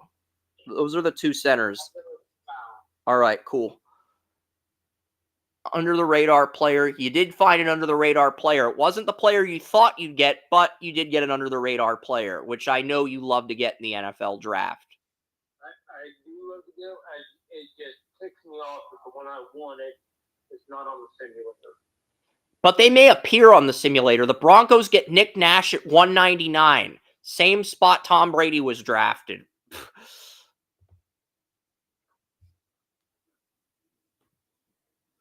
Let me see what's... So Marshall's still there. Let's see here. Kamari Wilson, Arizona State, finally appears on the simulator. So does Makari Page.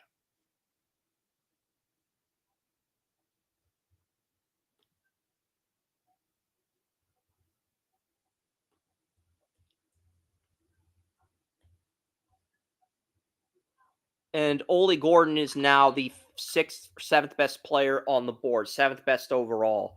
Could get a second running back if you wanted to, but I don't think you're going to go that route. Marshall's still there. Jason. Yeah, we're on pick 202. Ole Gordon still on the board at the end of round 6. Yeah, but so is Damian Martinez, who I have a 3rd round grade on. So is Kyle Monangai.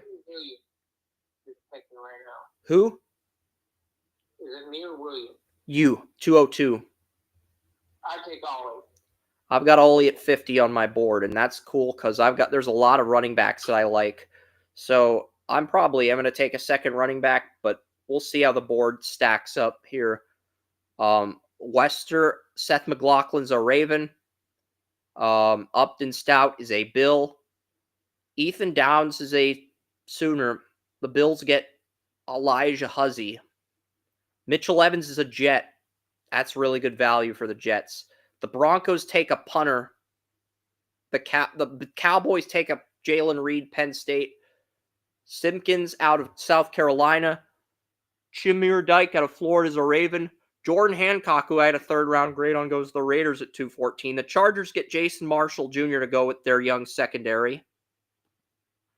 And we're still in round 6. You have 2. There's 3 picks left in round 6. You have 2 of them. I mean, at this point, I don't know what needs you could get. Cody Simon's number 1 on the board, Ohio State. Tyler Show is number 2. Damian Martinez is number 3. There are other running backs I have ranked higher. Rock Taylor, Memphis receiver. I have him at 4 on the board. Ricky White, who I had a 3rd-round grade on at wide receiver, still there. So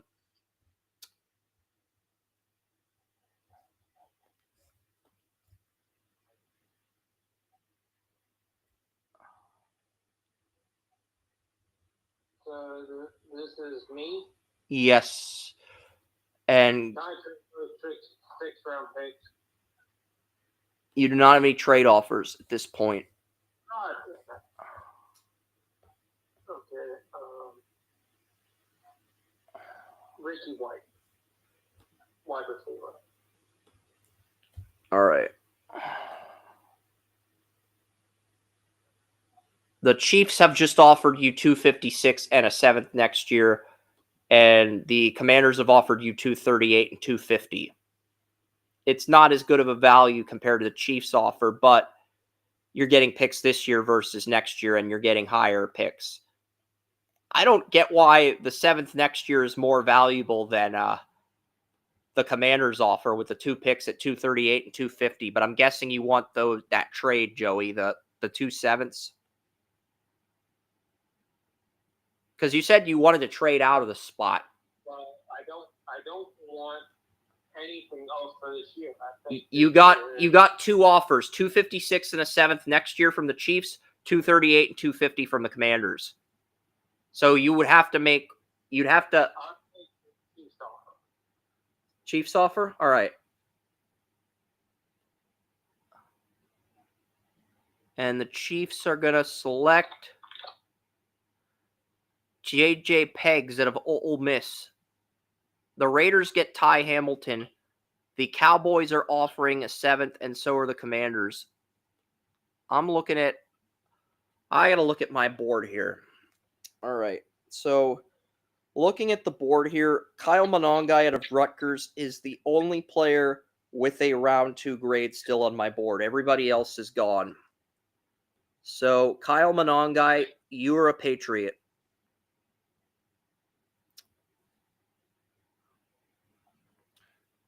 Cody Simon's a Charger, and the Giants land Cam Jackson.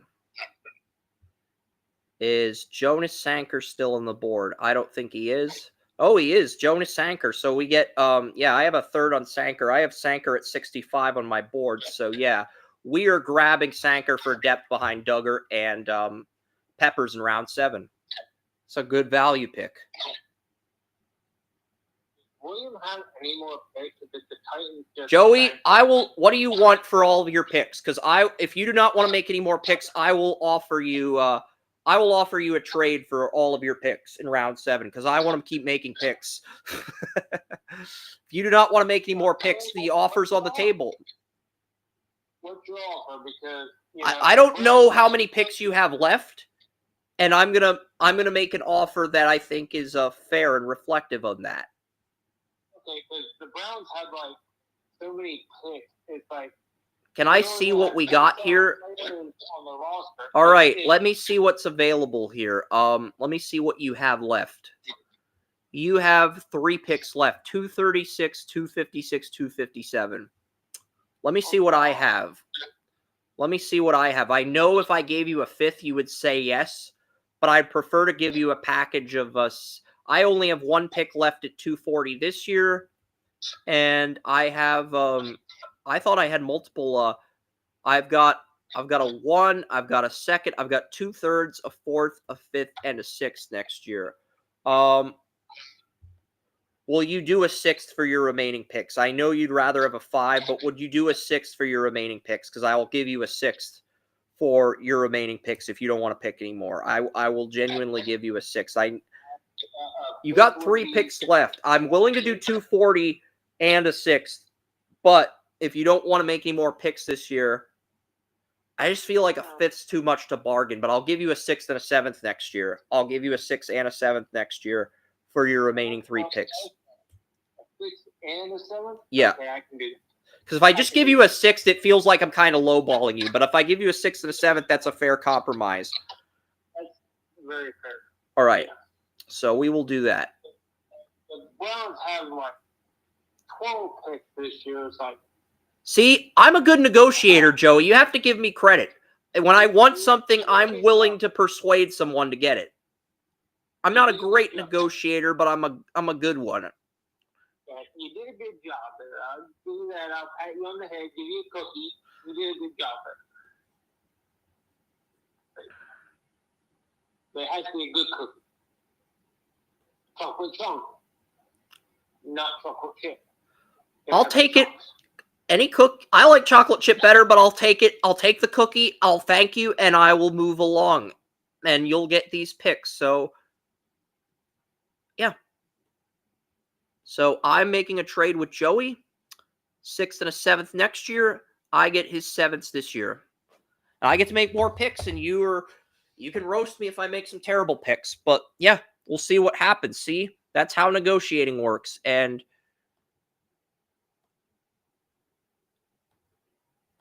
I want to make sure the Patriots got these picks in. Yep. So we have 236 now.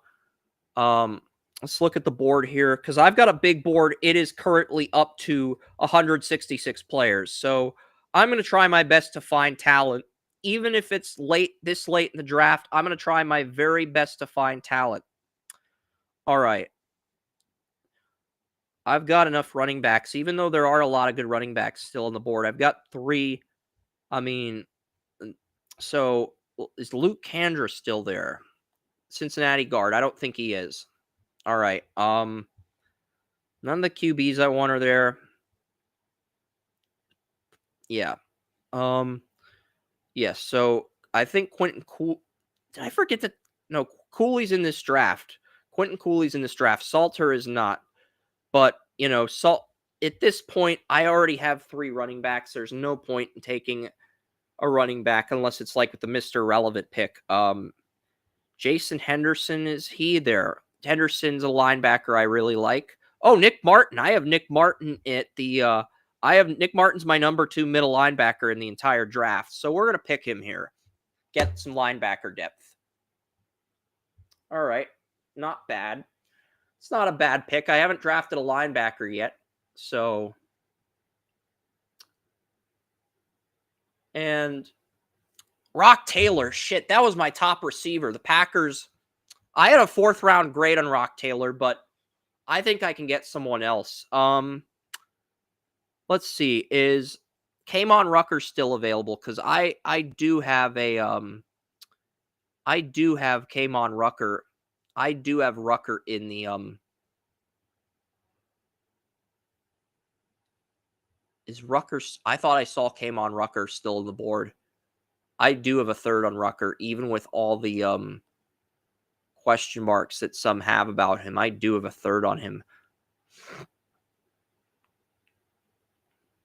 All right.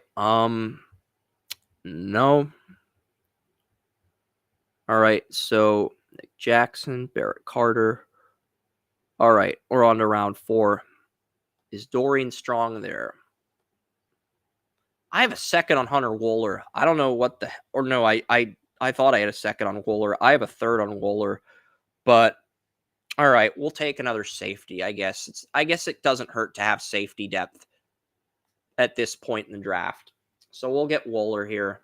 So we've got 4 safeties. We've got backups to both of our we got backups to both Pepper and Duggars if injuries occur now. Titans, you're up at 241, William. I don't know if you're still here, man, but this is your last pick. Let's see. Since I'm on the Iowa trip, just give me Connor Colby. All right. Pick The another Iowa guard. trip Yeah, for William. tough team. And then we'll see what we got here as far as the board goes. Fewer players and then better team. We'll say it that way.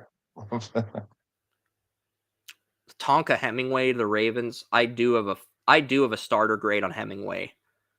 Trevor Etienne goes to Pittsburgh at 247. That's a really good value for Etienne. behind Jalen Warren, and that's just a good fit in my opinion. Day and Hayes. Trey Zun is a Packer. Anything I would say about Trevor Etienne is that he is too much like his brother in the fact that Theo Weiss is a Saint. That's good value. he's getting cut very quickly, just like his brother is from the Jags at this point, because you can't keep hold of the ball. I mean, even in that last playoff game, he fumbled the ball twice. I mean, if you're running back, you gotta keep hold of the ball. And it seems like that's a family issue. Is that these guys, they're electric, they're amazing running backs, but they can't keep hold of the ball. If they can't keep hold of the ball, that's a problem. Yet. So that's the only problem I have with him. Otherwise, he would probably be a second or third round pick. He can't keep hold of freaking football. All right, we're gonna go defensive line here. We're gonna get Junior Tafuna out of Utah. I have a 4th round grade on him. I don't know why the simulator has him at 345. I know Williams talked about him on the podcast, so I'm gonna get Tafuna for depth behind Godshow at nose tackle here. He's not a bad player. I like him as a player, so it's a good pick. All right. I could get Seth McLaughlin for center depth, but the medicals. I'm looking at edge rusher here. Is there an edge rusher? Okay, I have Jasheen Davis at 126 on my board. I know he's more of a 43 guy than a 34 guy, but at this point, edge rusher for depth is a need for the Patriots. We have Anthony Jennings. We have we got Izaraku at a Boston College, and we have Anthony Jennings as our starting edge rushers, but we don't have any depth behind those guys if they get injured. So How can you not pick a guy by the name of Stone Handy, though? I mean, that's like Morning Wood, isn't it? Like Stone Handy. RJ Oben, the son of Roman Oben's also on the board. He has not been picked yet. Simulator has him at 407, which is just. I have 4th round grades on both Oben and Davis, but I have Oben a little bit lower on my board than Davis. But it's criminal that both guys are still available at this point. Honestly. And this is the last pick in the draft. Damn it. I was going to trade a draft pick.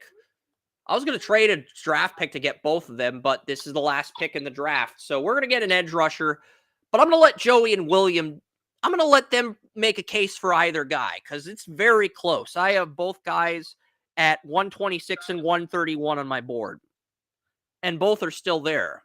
So I'm going to let, if Joey wants to make a case for Oben over Davis, or William wants to make a case, I'm going to make my pick. Bloodlines. That's my case. Davis is higher on my board. He's higher on the consensus board, but RJ Oben, he's the son of former left tackle Roman Oben. So if you want me to make a case, we want to make a case for Oben, now is the time. That's what I got, man. Bloodlines. Oben might be the better fit for the Patriots 34 defense, too. Let's see how much RJ Oben weighs, because I think he was at the Senior Bowl. Well, with Oben has Oben's 265, and Oben's 265, and I think Davis is like 270. So Oben might be the better fit for the 34 defense. Now that I think about it, what I was thinking with Oben, because I've been following his career a little bit because of what his father did. He reminds me a lot of those old Ravens linebackers. You're rushing at 265. You're overwhelming people. He's got some burst. He's got some moves. I mean, I think he can play on the line, but I think he may be best. Yeah, both his parents were athletes. His dad was a football player, but his mom played volleyball at NYU, which is where Lisa's alma mater was, by the way. So pretty cool fact there about RJ Oben. Yeah, and that is amazing because he has that type of burst. He also majored in economics and minored in African American studies. African American studies. I majored in economics, so I can vouch for him. That is not an easy subject. Dude has to be hyper intelligent to do this. So He also played track in addition to football, so he was a multi-sport athlete in high school. So the more I look at the more I look at what he did prior to Notre Dame, the more I'm saying that's the player we should pick over Davis. It's not a knock on Davis.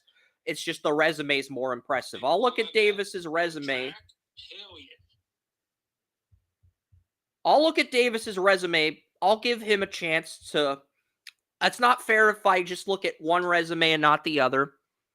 But I feel like we got to look at both resumes equally here and make a verdict. I'm only doing it because this is the last pick in the draft, you know? That's the only reason I'm doing this. 4-star defensive end, team captain. Well, the 49ers got Brock Purdy, so, I mean. Yeah, it really doesn't say anything Good about guy.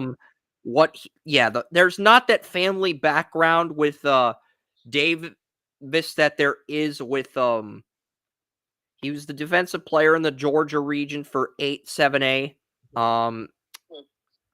Highly recruited player, but there's not that family background that there is with Oben, because you know Oben's going to check the character box. So I'm leaning Oben personally. It might be the wrong pick, but I'm leaning Oben. Well, I've always looked at science because I've been following sciences and biological sciences for 20-some years, even if I've never pursued a career in it.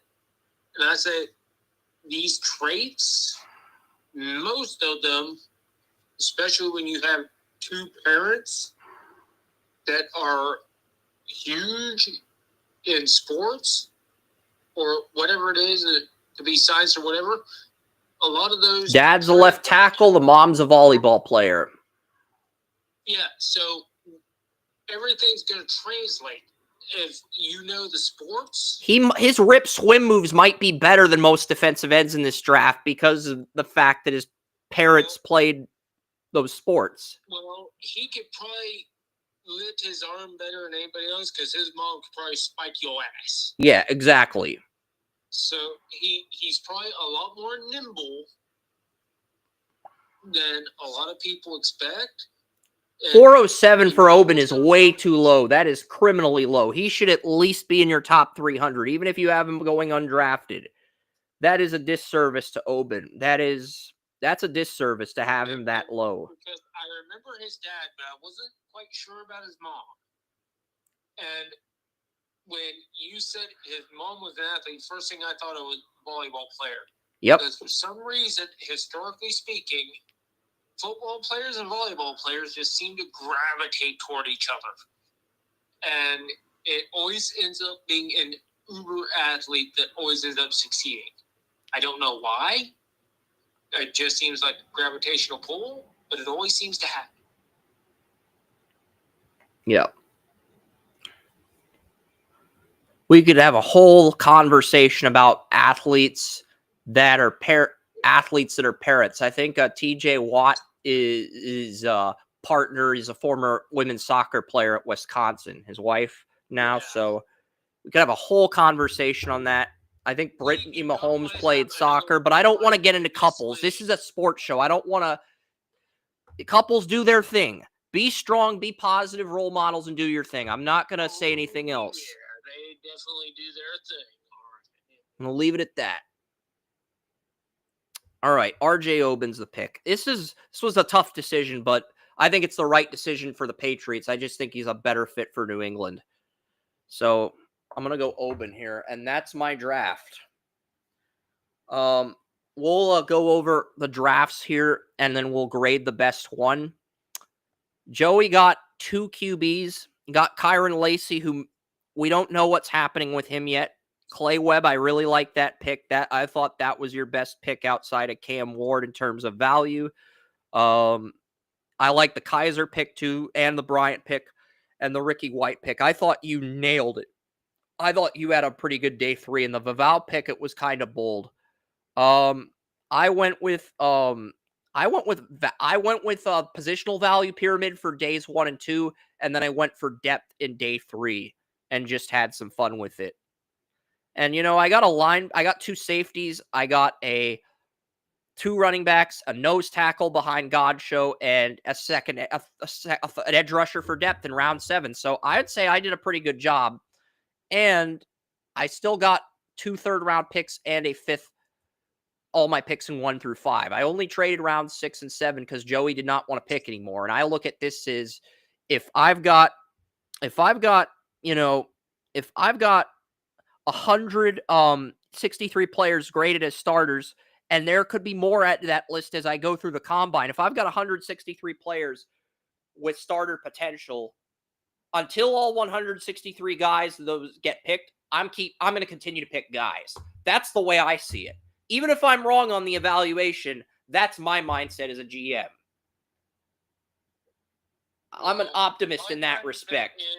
I only have so many roster spots, and I only have so much cap space. I know. If you hit on a late round pick, though, you save a ton of cap space. That's the thing. If you hit on a late round pick, you save on cap space. If you hit on all your picks, it doesn't matter. You got to hit on the picks you have. Yes, exactly. And that's the thing. If I hit on 7 out of 12 picks, I'm in good shape. Exactly. If I paid the other 5, it doesn't matter because I hit on those 7, and those 7 are going to end up being starters at some point in time in the next 2-3 years. Yes, exactly. So I think Joey got 5. I think Joey got 6 starters in this draft. I'm going through. He made 1, 2, 3, 4, 5, 6, 7, 8, 9 picks. I think you got 6 starters, maybe 7 if Scatibo or Gordon takes over for Chubb. But I think you got 6 starters, and if Lacey clears his legal problems, you got 8. That's the thing. Yeah, well, I think Chubb's got 1 more year, and I think he's gonna come back with the Browns because he is a very loyal man, and the Browns did him a solid by not cutting him last year and giving him his bonuses. So I think he's going to come back for 1 more year before retiring. And that's where, my thought process on that goes. Yeah. I got 4 day 1 starters in Campbell, Izaraku, Riley, and Johnson. I got Judkins for depth behind Ramondre Stevenson. I think if you move the Patriots right tackle back to his original position at right guard, Emory Jones could be a 5th starter. That's kind of a wild card. Nick Barton could be a starting middle linebacker down the road. Added safety depth if Peppers gets placed on the exempt list again, and if Duggar gets injured at both strong safety and free safety. Tafuna gives us depth behind Godshow at nose tackle. And we can move Godshow to 5 technique if Barmore misses any time next year. And Oben gives us Oben's kind of a wild card because he could be a D-line depth player or an edge rusher player for depth if Barmore's injured. So he could use him in multiple ways. So, yeah. So now that you think about it, could probably play him at either spot. So I really like what I did with the draft. I got at least 4 starters. I think I got 5 if you count Jones, and maybe one of these late round picks is going to be a starter. I just don't know which one. It's too hard to say. It's too early to say at this point with how young the Patriots are, Joey. But I'd say I got 6 starters as well as you did. Carter, Loveland, Milrow are all day 1 starters. Castro, I think, is a 4th day 1 starter. I think Higgins is a day 1 starter on the Titans. So that's 5 day 1 starters. I think Logan Parr, that's 6 day 1 starters in my opinion. So I think William, it's a tie. So this is a literal tie. This is a literal 3-way tie. So how do we break it in terms of points? All right. We're going to roll a die. We're going to roll a die. Whoever gets the highest roll wins the tiebreaker. I know it's stupid, but I can't really think of anything else. I don't know how else to break this tie, and I think William left. So because William left, he will finish with 700 points. He will finish with 700 points for leaving early. But he still whooped her ass. So, no, well, you had 200 and I had 400. So no, because I had 200. So if I win this dice roll, I tie William. If You win this dice roll, you tie me for second. That's what this comes down to. A die. A die. And if William was stayed on the show, he would be included in this dice roll tiebreaker. Well, let's face it, Chris. We all did good on the NFL draft. It sucks that one of us only gets 100 points because we all deserve 200. That's the reality. We all deserve 200 for the way the NFL draft ended. Despite technicalities, William whooped our ass today. I mean, despite the technicalities, I mean, let's just look at it for what it is. So, I mean, he won the first two events, which are worth 300 points each. So even if I win the tiebreaker over Joey, all it does is it ties us for first place. And since William won 2 events out of 3, that still renders him the winner. You know, even that's what Joey's looking at. Yeah, he whooped our ass anyway. I rolled a 4, so it's got to be a 4 or higher for Joey to get the 300. And it's a 5. So, Joey, you get 300. I get 200. William gets 100. So, William finishes with 700. I finish with 500. And Joey finishes with 500. Those are the final standings. So, William whoops our ass. So, William whoops our ass, and the die picks Joey over me for the tiebreaker for the NFL draft. So, the die picked Joey. Congratulations. You won the tiebreaker on a dice roll. The dice picked you. The dice said, fuck you, Rob Kraft. The dice said, hell yeah, Andrew Berry. The dice said, fuck you, Rob Kraft. That's what the dice said. So, the dice. That happens on draft day.